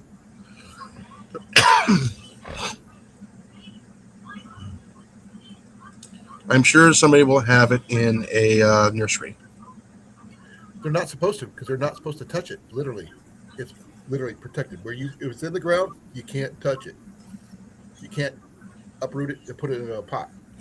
Well, they say the same thing with the sorrel cacti, but they have them at the nurseries. No, because it's the only native-based cacti in Mhm. Iowa. So, Mm-hmm. and it's because of the Eddyville sand dunes. Yeah, that's where they naturally occur. Oh, somebody stole my new Keebler.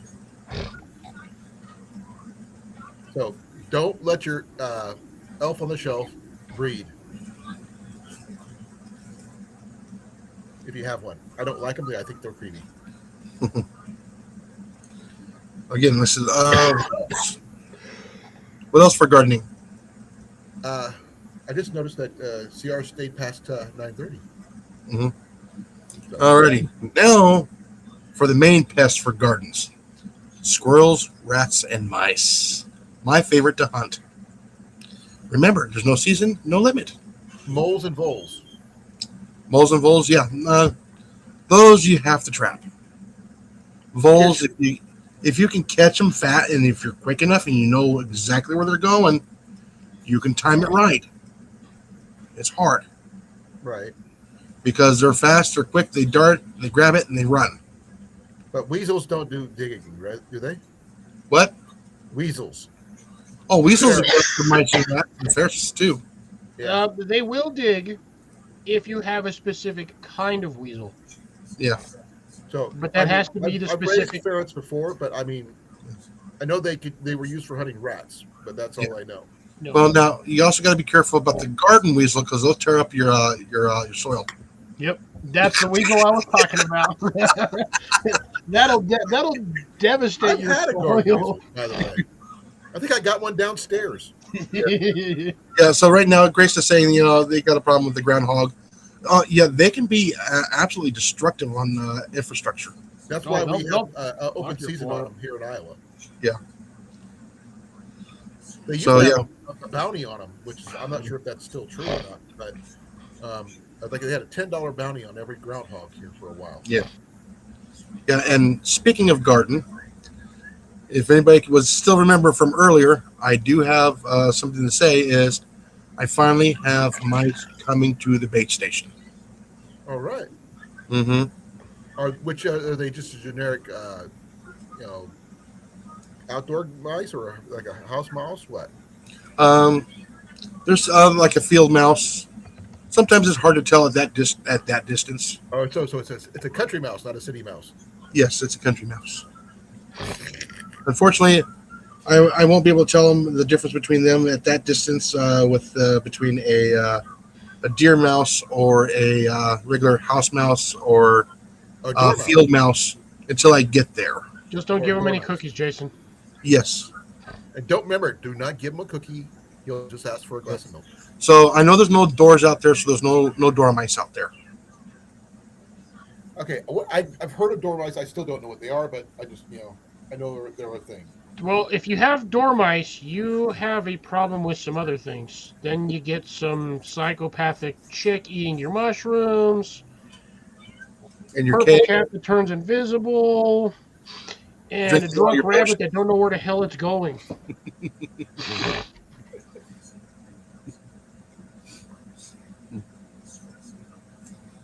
Yeah. The So cold type.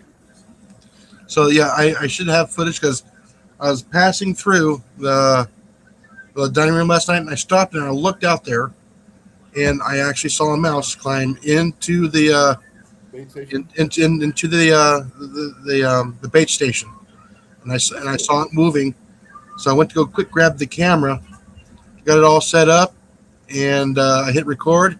And guess who decides to show up? Mr. Possum. Oh, that's I I was like, You can't take out Mr. Possum, can you? right now it's not a problem. It's not trying to get into the house. It's not causing any damage. He's fine. And they do eat a lot of ticks from and other things. They eat a lot of things. That's nature's garbage disposal, just like the buzzards. damn trash pandas. Again, it's not a problem. It's not being a problem. So Yeah. he's fine for now. Once he gets aggressive, trying to get into the house, and being a pest and being destructive, yeah, then they have to go. I think I'm getting tired because I'm starting to lean back in my chair. Yeah. You've Yeah, been doing that since the start of the live. Yeah, No, again, not like I've been doing now. I've got my feet up and I'm pushing myself back. like I said, I try to help people with the integrated pest management. Is like, when does that become a pest? When does it become a problem? When What you is the enter- threshold? Digging holes in your foundation, trying to Yeah. get into your So, house what is the threshold of it becoming a problem? doorway. And when it starts causing damage, When I was watching a couple who bought a house in Utah, they were renovating the insulation in the ceiling. They found hickory nuts in their insulation in the ceiling from all the squirrels and whatever they were. It rained thousands of these things in their house. yeah, peaceful journey. Yeah, I understand, but like I said, when it's out there, it's fine. I'm just trying to keep the mice from coming and the rats from coming in the house. And it gives you good content. It does. Like I said, I noticed here in the past 2 weeks, I've had a significant drop in activity in the house because I have the base station out there now. I still have it here in the shop. I've had no activity. I've even had the camera on it. And for 2 weeks, no activity. Well, it's because you got that one outside in the center block or in the framework, so they're all going out there now because it's freer access. And I also did add 2 cinder blocks today too, as well. So you made it bigger? I made a couple of them. Yes, Nice. I just need to get one up higher to keep the rabbit and the possum out of it. Oh, okay. Possum will climb up it if it You wants said it. it was just the regular cottontail, right? Yeah, it's just the eastern cottontail. I'm not harming them one bit. Okay. Yeah, like I said, If you can get one or two of the babies, if you happen to have that, then you can start hatching and doing rabbits, and that's actually between rabbits and chickens. That's some pretty good beneficial garden management. Because the pellets are very high, they're good fertilizer, right? no, I'm leaving the rabbits wild. I don't have to feed them and water them. They can take care of themselves here in the wild. But Jenny Yes, knows they are very. Where you are feeding them. I am feeding them they are eating the black sunflower seeds, which is fine. It's a treat for them. But that means I can see them and I know that I have them. How many rabbits have you spotted so far? I believe we have spotted 6 to 7. Damn. Glad you can't keep track of them, see how many you have. Yeah, well, you just have to count them when you see them all, Colin. Well, I know you can't tag their ears and say, "Hey, this is this one." No. No, but you can tag each one of them with a different colored paintball. No, I'm not going to do That that. would go away really quickly because they clean themselves. Yeah. A lot. No, I'm just going to leave them alone. Like That's cats. that's our emergency food, just like the squirrels are our emergency food. Until the squirrels become a problem, as long as they stay away from the house, they are fine. They'll stick them in the freezer. Yeah, Freezer camp. but like I said, They'll they're be considered emergency food just Yeah. long ways down the road. now if they start causing problems with the garden and everything else. The roof. Yeah, the roof. Oh yeah, like I said, when I first got here, oh man, they were wreaking havoc on the house. So some of them had to go. Did you take them out? Oh yeah, Did they make it to freezer camp? no, because I didn't have a freezer, unfortunately, and it was the middle of summertime. Yeah, they made it to dumpster camp. That's Yeah. too bad.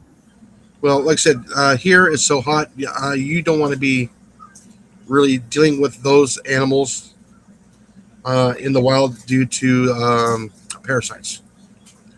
The bubonic plague is transmitted by the fleas off of Fleas, squirrels. yes. hmm Most people don't realize it. They're transmitted by squirrels. Yes. And believe it or not, also your cats and your dogs too, if you're not careful. Yeah. That's why you don't let your pets go out without being treated. Yep. Yeah, like I said, again, with the birds and stuff, you can generally keep the birds out.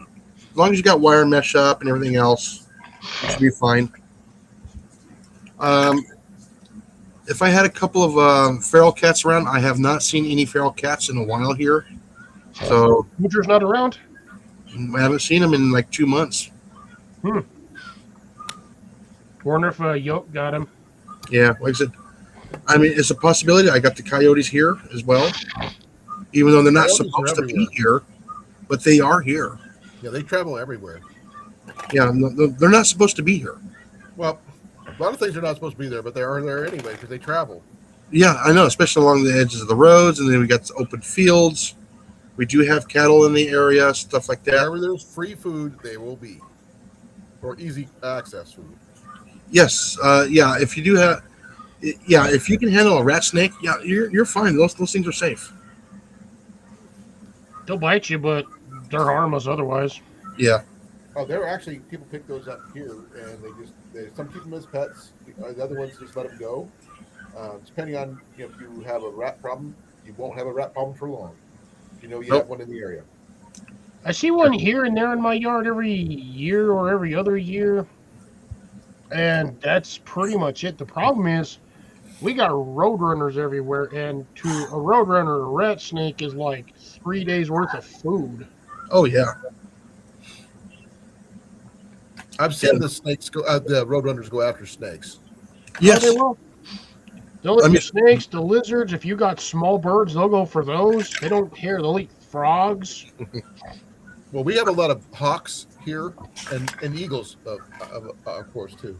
Yeah. But, Yeah, like I said, roadrunners are. golden eagles as well as the bald eagles. Now, roadrunners are very voracious eaters. They're not picky. They're essentially tiny versions of velociraptors. Well, Yes. actually, to be fair, that's probably how big of a velociraptor probably wasn't honestly no bigger than the size of a freaking turkey. With the build of an They ostrich. herd it up, though. You know.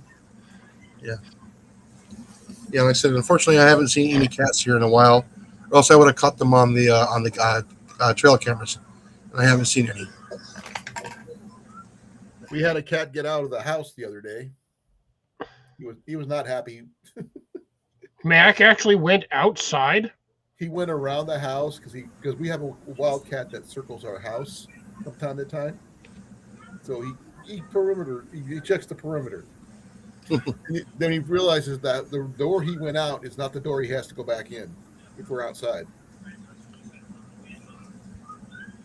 Yeah. Oh, and by the way, these are for the folks that are new to the channel, and if you have rats and mice and squirrels in the garden, you cannot have traps out in the open. Okay, they have to be in a box because traps do not discriminate.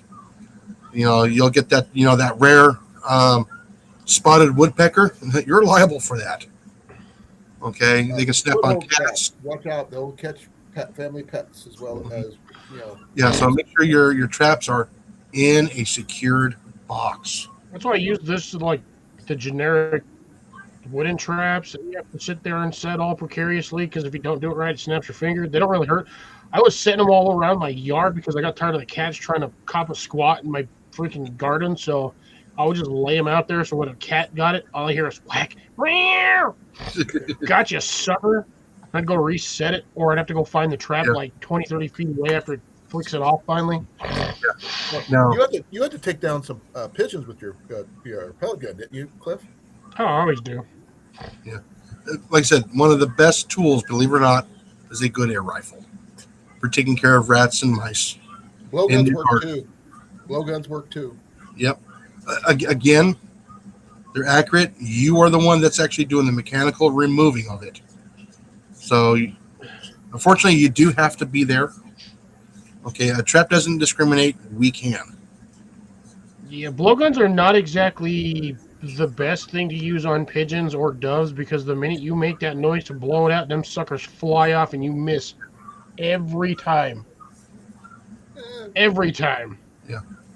Depending how far away you are and how accurate you are, yeah. You got to be pretty close with a blowgun because it's Yeah. really hard to blow that dart through that half-inch hole. That My name quarter is inch Colin hole. Nugget with a C, not Dolan.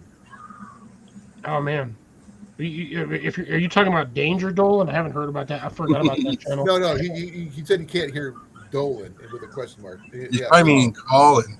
Yeah. Colin. That's right. But when you lean back, it's hard to hear you. I'm sorry. I'm almost done because my shoulder's killing me, and Well, we got like 4 minutes left, anyways. Your face is killing me. So Yeah, like I said, again, if you're going to be using an air gun, make sure it is a good quality, it is accurate, and use good pellets. practice. And practice first. Practice. I will also say this on top of that safety warning: if you have to be shooting above ground level, make sure whatever you are shooting against has a backstop. You do Yes. not want to shoot straight into the open air. Yes, it may be a 14 or 18 grain pellet, but that will still cause damage coming down on the other end. Oh yeah, like I said, Beware of your surroundings. that's behind why the I target? use backstops. Yeah, even when I'm shooting into the trees, I make sure that wherever my bullet's going, that I have a branch or something behind my line of fire. Because whatever you're aiming at they can't skip. Same rules as firearms, please. Okay. And arrows too. Yes, and arrows too. We've seen it Yeah. happen. Yes. Always use your safety. Don't chamber it until you're ready. Keep your finger off the trigger.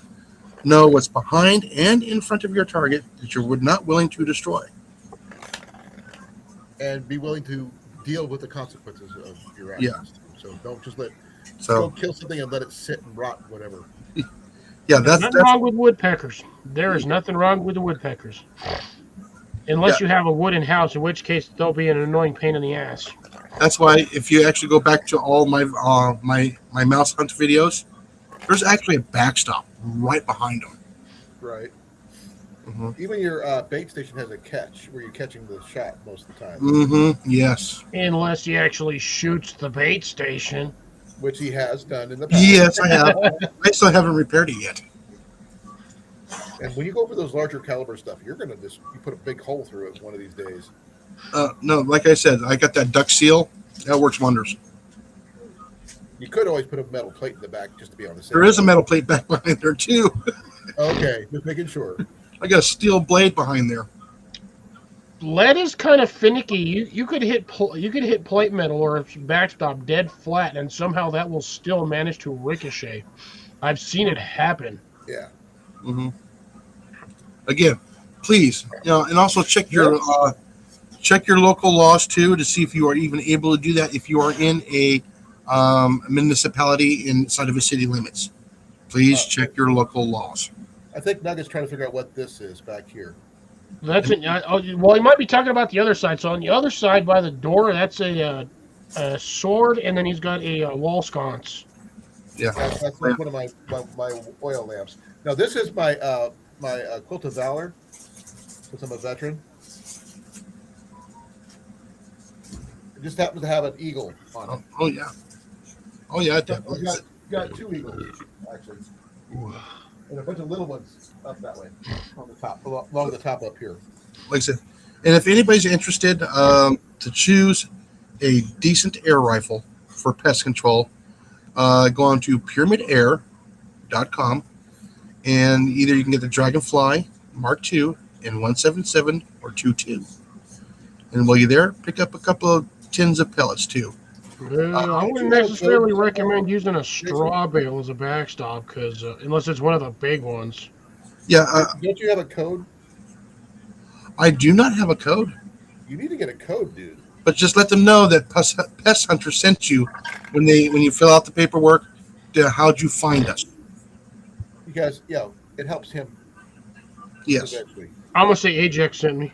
Yeah. But like I said, no.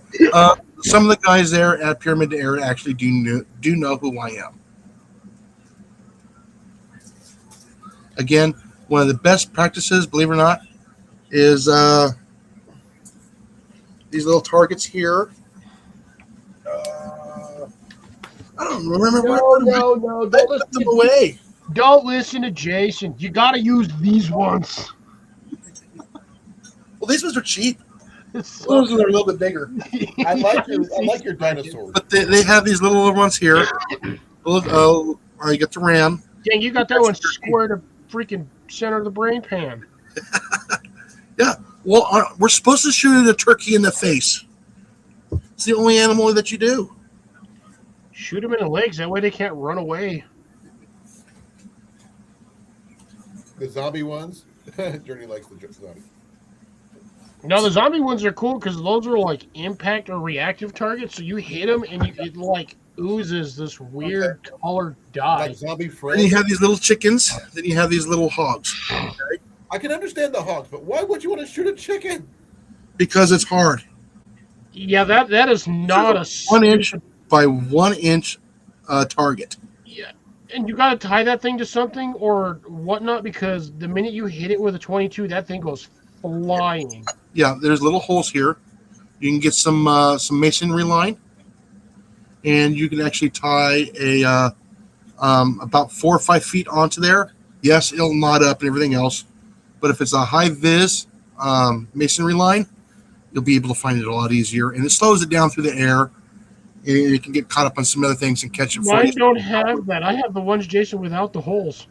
Yeah, That's how old Jason, those ones were are. those ones Yeah. you got with the holes, were they All right, take care, CR. work with like having a surface magnet where you just magnetize it down? That way it won't get blown over or anything like that? no, you want it No, to you'll disperse still the knock that off of a magnet. Yeah, you want to disperse the energy. So as soon as it hits it, you want it to react and move. No, that's what I mean. But while it's sitting in place to keep the wind from blowing it over, if it's a windy, location compared to The only one that I've actually seen blow over is the chicken. These are heavy. Now if I hit it with my my cavity, no, this one will go flying. That one's in 25 caliber. But I think it's about time for me to go because it's after 10. But thanks for having me up, Jason. I Yeah, appreciate you're it. welcome. I was, I know a little bit about everything, but not enough to know anything about gardening. So Yeah. I've got one plant. I've been keeping it alive a year. I think I'm doing good. So But be well, guys. I will catch you Yeah, tomorrow, be well. hopefully. Yeah. bye. So I might be late for yours tomorrow, depending on how much work I got to force myself to do. Yeah. And also a good target, believe it or not, is paintballs. The 68 caliber at 10 meters, a lot harder than a lot of people think it is. Oh no, for those targets right there, you really want to challenge? Put them sideways. Yeah. You're looking at what, 0.15 inch thick or those are probably 0.15 thick. You try hitting that with a pellet that's not much wider. Yeah. And that will definitely improve your aim. When you can start hitting that sideways, throw a dime out there. Yeah. Oh, by the way, they also open up the registration for the Rocky Mountain Air Gun Challenge. I believe its purse is going to be $120,000 this year. Yes. Yeah, I don't have time for that, to be honest. You know what? I wish I did have time. I don't think I'm going to be able to make it to the EBR this year, and I wanted to go. They probably will. I mean, these guys are fat, heavy targets. Like these are heavy targets. No, like I said, it's good training. Again, I generally use them for target practice. I want to get into competition, but I got so much other stuff going on. It's kind of hard right now until I get everything caught up. And again, I use them for pest control and also saving livestock, keeping the bad things away. I have a question for you, Jason. On your little reactive targets there, do you have an issue with them things bending when you're shooting them with a 2.2? These ones Yeah. do have to be mindful of what ammo I'm using and which air rifle I'm using. Okay, because my Banji, even at like 20 yards, will start bending those things. Oh yeah, like I said, that's why I'll usually use these ones here for like my CO2. You know, something under 20 foot-pounds. Yeah, like I said, if I use the FX on this at close range, yeah, they're bent. Oh yeah, and then on top of that, you got to go find it in the bushes. That's why I usually put a string on them so I can find them. If I'm still missing a chicken. Because I was gonna say, if you're pinging that with the FX, that thing's got to be what, 15, 20 yards into the weeds. Oh yeah, no, yeah. You shoot it. Yeah, it's 50 to 20 yards to the west. Yes. Hey, how's it going, hunting stuff? And stuff. How's it going? We're talking about eliminating pests with air rifles, because somehow we went from gardening to this, to that, to this, and we finally ended up doing insects and benefits and everything else, and how to get rid of stuff. And all of a sudden, Hey, we kept on topic for the first hour. He said he wanted to talk about gardening Yeah. for the first hour. We managed to do that. We actually went a little longer. yeah, because we threw in other stuff. No, it's not just growing food; it's protecting your food. And like I said, you know what? The best thing for pest control is us. Not your traps or anything else. It's us. When we Yeah, and if physically you happen to have remove it. any sort of tubers or bulb-style plants, there are a ton of creatures out there that will physically dig those up just to eat them. Mm-hmm. Or just to mess them up because they're like, oh, I didn't like the taste of this one, but they'll dig out Yeah. 15 of them. Yeah. I'm surprised you haven't put in a cage over your crocuses yet. Yeah, so I'm at a quandary on that right now. All of the tops have essentially turned brown and died off. I don't know if that's a seasonal thing or if I killed every one of those. Well, I don't know. You might have to look it up. Like you said, most bulbs actually have a dormancy season. So yeah, that's what I'm thinking. I'm thinking they went dormant because that's a fall crop. It's Mhm. not a spring summer crop. They will pop up in like October. Yeah. So I'm hoping that they're just dormant. So I got to make sure I have those pots labeled so I know exactly which pot I have the other batch in. Main container, I already know what I have those ones in. Is he asking for food? No, I think he's asking to go out. Give me a moment. Oh yeah, no, that's what all those little reactive targets, most of them are made out of, is plate metal.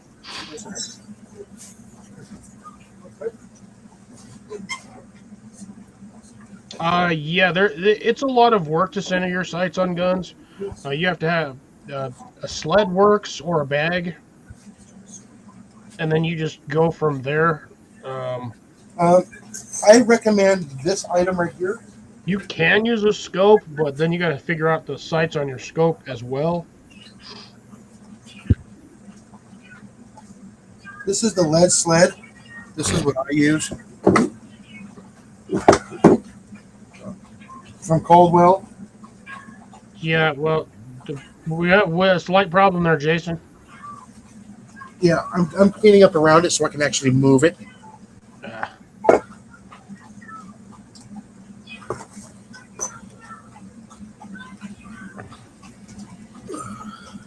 This is what I use.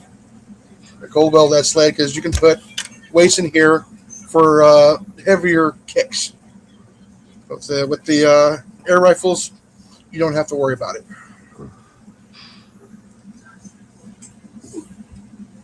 Ooh, that sucks. That's going to be almost impossible to ever get that straight ever again. What? Bought a used pellet rifle with a bent barrel. Oh, yeah, there's nothing you can really do about that. Oh, by the way, now, did you get that video I sent you yesterday?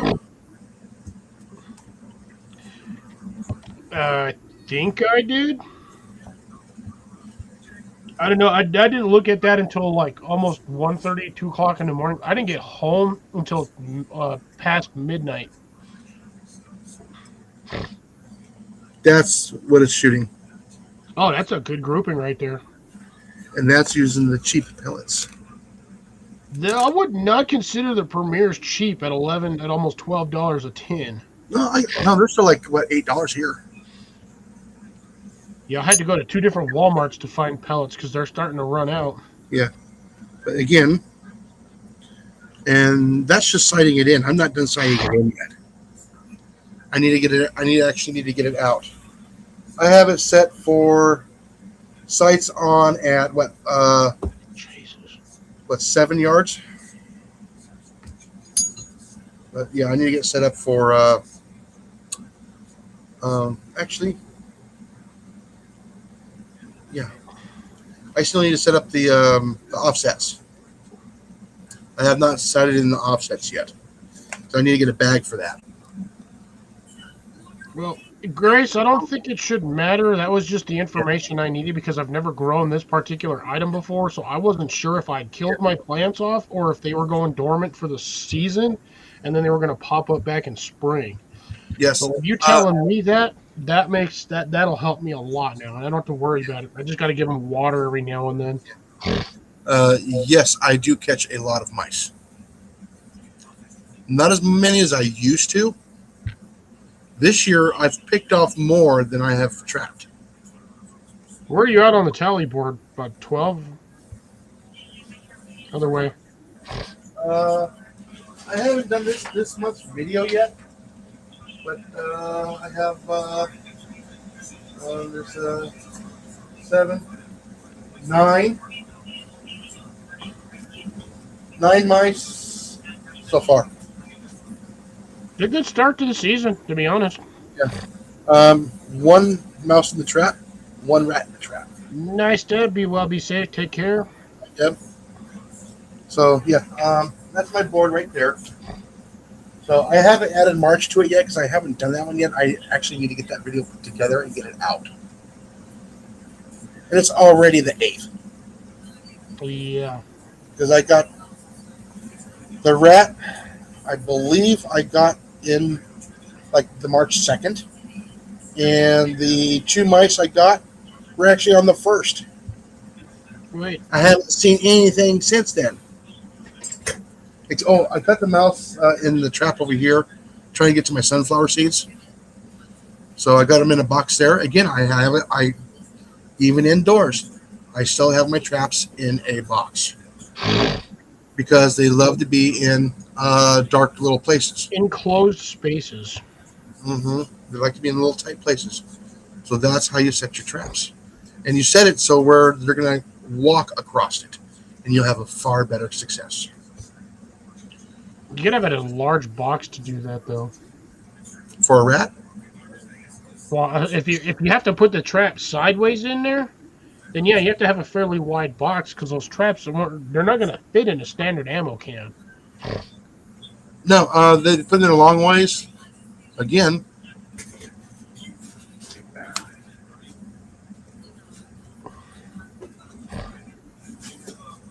I cannot take credit for this one. But yeah, you take a standard plastic ammo crate or can from Walmart, like $7. 2-inch hole. Then you get your Trapper T-Rex, Tomcat, because it's more available for everybody. This one I have modified. So it's basically, and it's set, and you put it inside the can. This one I gave teeth. Yeah. He caught that one in the boat with that thing. That sucker did not go nowhere. No, it did not go And nowhere. that thing was probably big enough to fit in 3 of those traps next to each other. Yes. That was a big boat rat. That's not my biggest rat. By the way, Jason, that was a boat rat, not boat drinks. The boat rat. Yeah. Okay.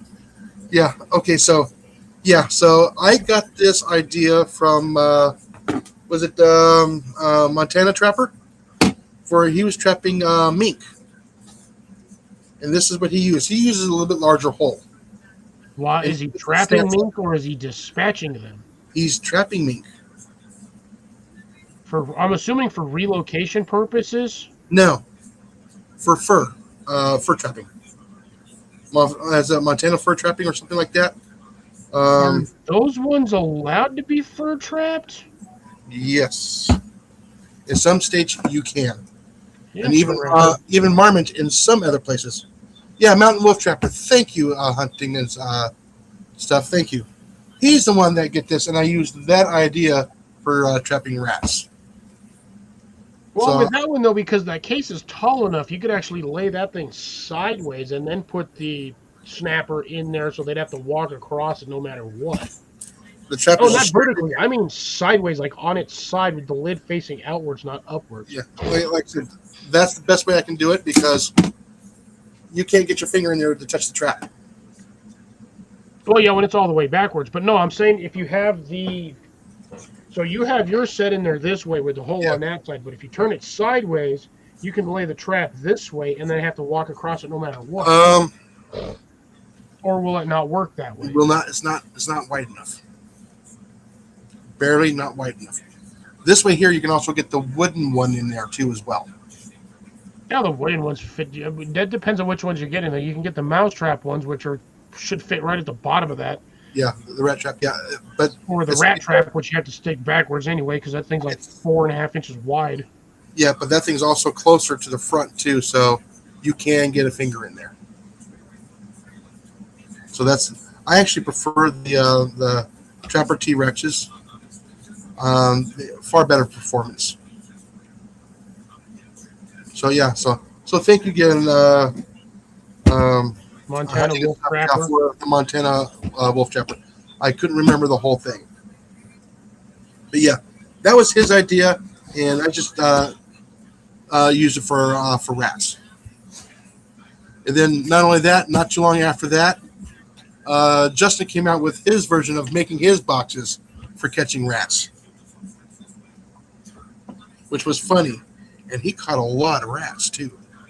Yeah, well, now are you talking about on the homestead property they're being, or are you talking about physically in general, like wiping them off the face of the earth? Because that would cause detrimental global devastation if we did that. Yes. Yeah. No. That's another reason why I don't use toxins, because other animals feed upon those rodents. So we don't want to poison them, because then we'll really trash the food chain. Yeah, I kind of wish that there was a way to find a genie, because I would wish that all mosquitoes would vanish off the face of the earth. But the problem is doing that would again cause detrimental harm to the environment. To the food chain. Yeah, it's because all the bats will starve. No, they still have all the moths. Yeah, I know, but still. You just increase all you do is you just wish to get rid of mosquitoes, and you just wish the moth population increased by twofold. I think that would be perfectly fine. Other than the moths would now at that point outnumber the butterflies, so you'd have to make another wish to increase the population of the butterflies. Which would automatically increase the population of most other species, because they'd have an abundance of food. Yeah, but also they would take some of the food from the others too as well. It's a balance. Because remember, they feed on nectar. Well, bees need nectar too. Oh, that's the one thing I would actually try to save, would be bees. The bees, yes. I would wish that all bees became immune to Barilla Yeah. Yes. Well, like I said, most of your wild bees know how to get rid of the Barilla mites. They've dealt with that for many hundreds of thousands of years. It's just when we get the docile, ones that were bred in captivity, don't know. Yeah. Why you and me? That's my theory. That's why you're trying to get a wild beehive, and I mean, I'm trying to technically do the same, but the problem is I can't do everything all at once. I don't have enough property to do it. If I had the property to do chickens and bees all at once, I would 100% do it. Yeah. And I wouldn't start small if it came to bees. I would just straight start off. I kid you not, with just 3 beehives. I'm not going to start with one and hope for the best. I'm just going to go 3 of them and go. If you're going to go big, if you're going to go, you might as well go big and go home. Well, I'm gonna start with 1, then 2, then 3, 4. 4 is probably about the max I'll be able to go because I don't know if I can take care of any more than that. So when it comes to starting the bees, I found a slightly easier method for you to start them. Mhm. What you need is a smelting pot or a melting pot, and then you just need some beeswax. Yeah. And you just pour some beeswax up and around the entrance of the beehive. You take out a couple of the cells and you just pour beeswax in there, and the bees feel like it's home, and they'll establish a colony in there on their own, and they Yeah. will produce their own queen. Yeah, usually there's a queen with them if you get a swarm. Right now, they're supposed to be swarming right now, so I might not have mine in a good location. I need to move mine into the shade. So it gets the morning sun, midday shade, and afternoon shade. Oh, you're good, BN. Yeah.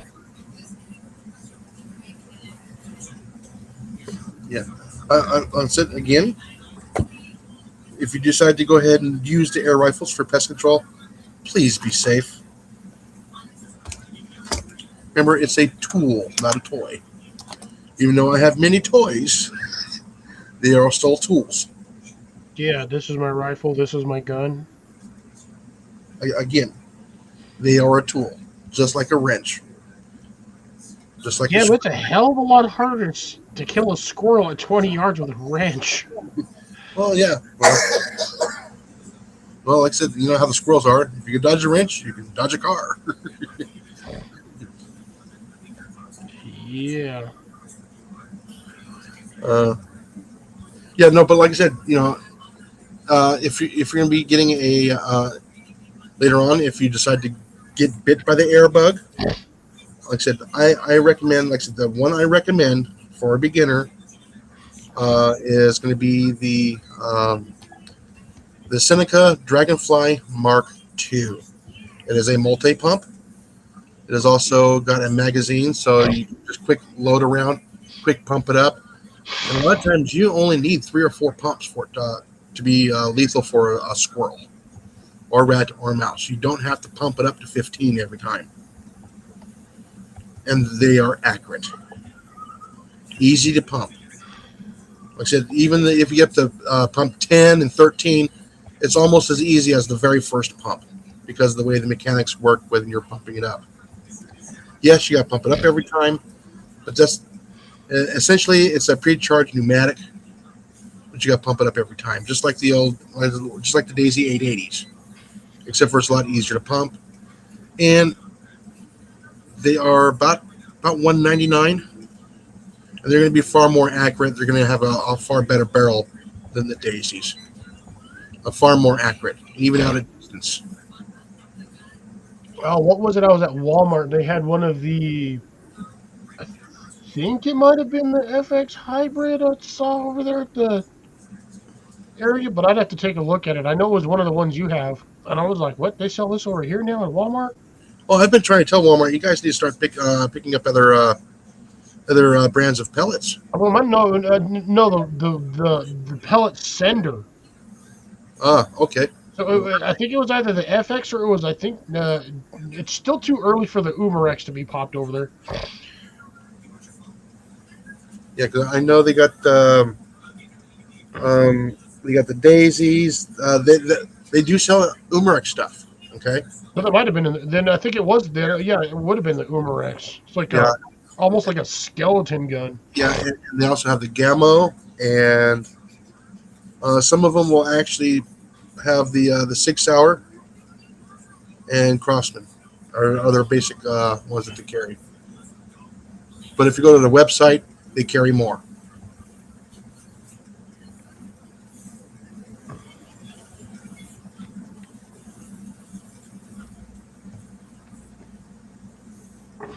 Yeah, I just haven't gone to the web. Well, I went to the website. I think I looked at it like maybe once or twice.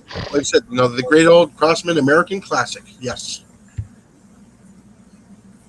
Just get the generic Daisy the Henry repeater BB rifle thing. Those are always fun because you get like 100 rounds in that thing and just shoot for a while. Again, those are great for knocking tin cans over and put holes in paper. Yeah, you can still take out a mouse at close range. Very, very close range. But yeah, those are essentially plinkers. You just fill a can with a little bit of water in it and just keep shooting at it until it empties. Again, I wish I can do more on here so I can show people the different stuff that's out there on a live stream, but I can't do it. I can do it with a picture, but it really doesn't do much for a picture. Yeah. Unfortunately. God, Yeah. damn. All right, guys, it's almost 10:30. We've gone way over, Yep. so I'm going to say thank you for Button Nuggets for coming in. Fox Outdoors, Colin, and Hunting with J&J. Let's see, we had Deb in here, we had Gary, we had Grace in here. Big Matt at the beginning, from what I saw. Yeah, Big Matt was here. Eddie was in here very early. He only stopped by, and I guess they said hi and gave me a thumbs up. Who else? The new person, CR, in Journey's Peaceful Journey. I remembered. And a few others I can't quite remember who stopped in. But those ones I remember the most because they chatted the most. And thank you guys for help keeping the chat up. It does help considerably. Okay? And with that, Cliff? Get out there and plant, and if you got warm weather, start early. Yeah. And don't forget to get out there and slap a rat. And please be safe out there.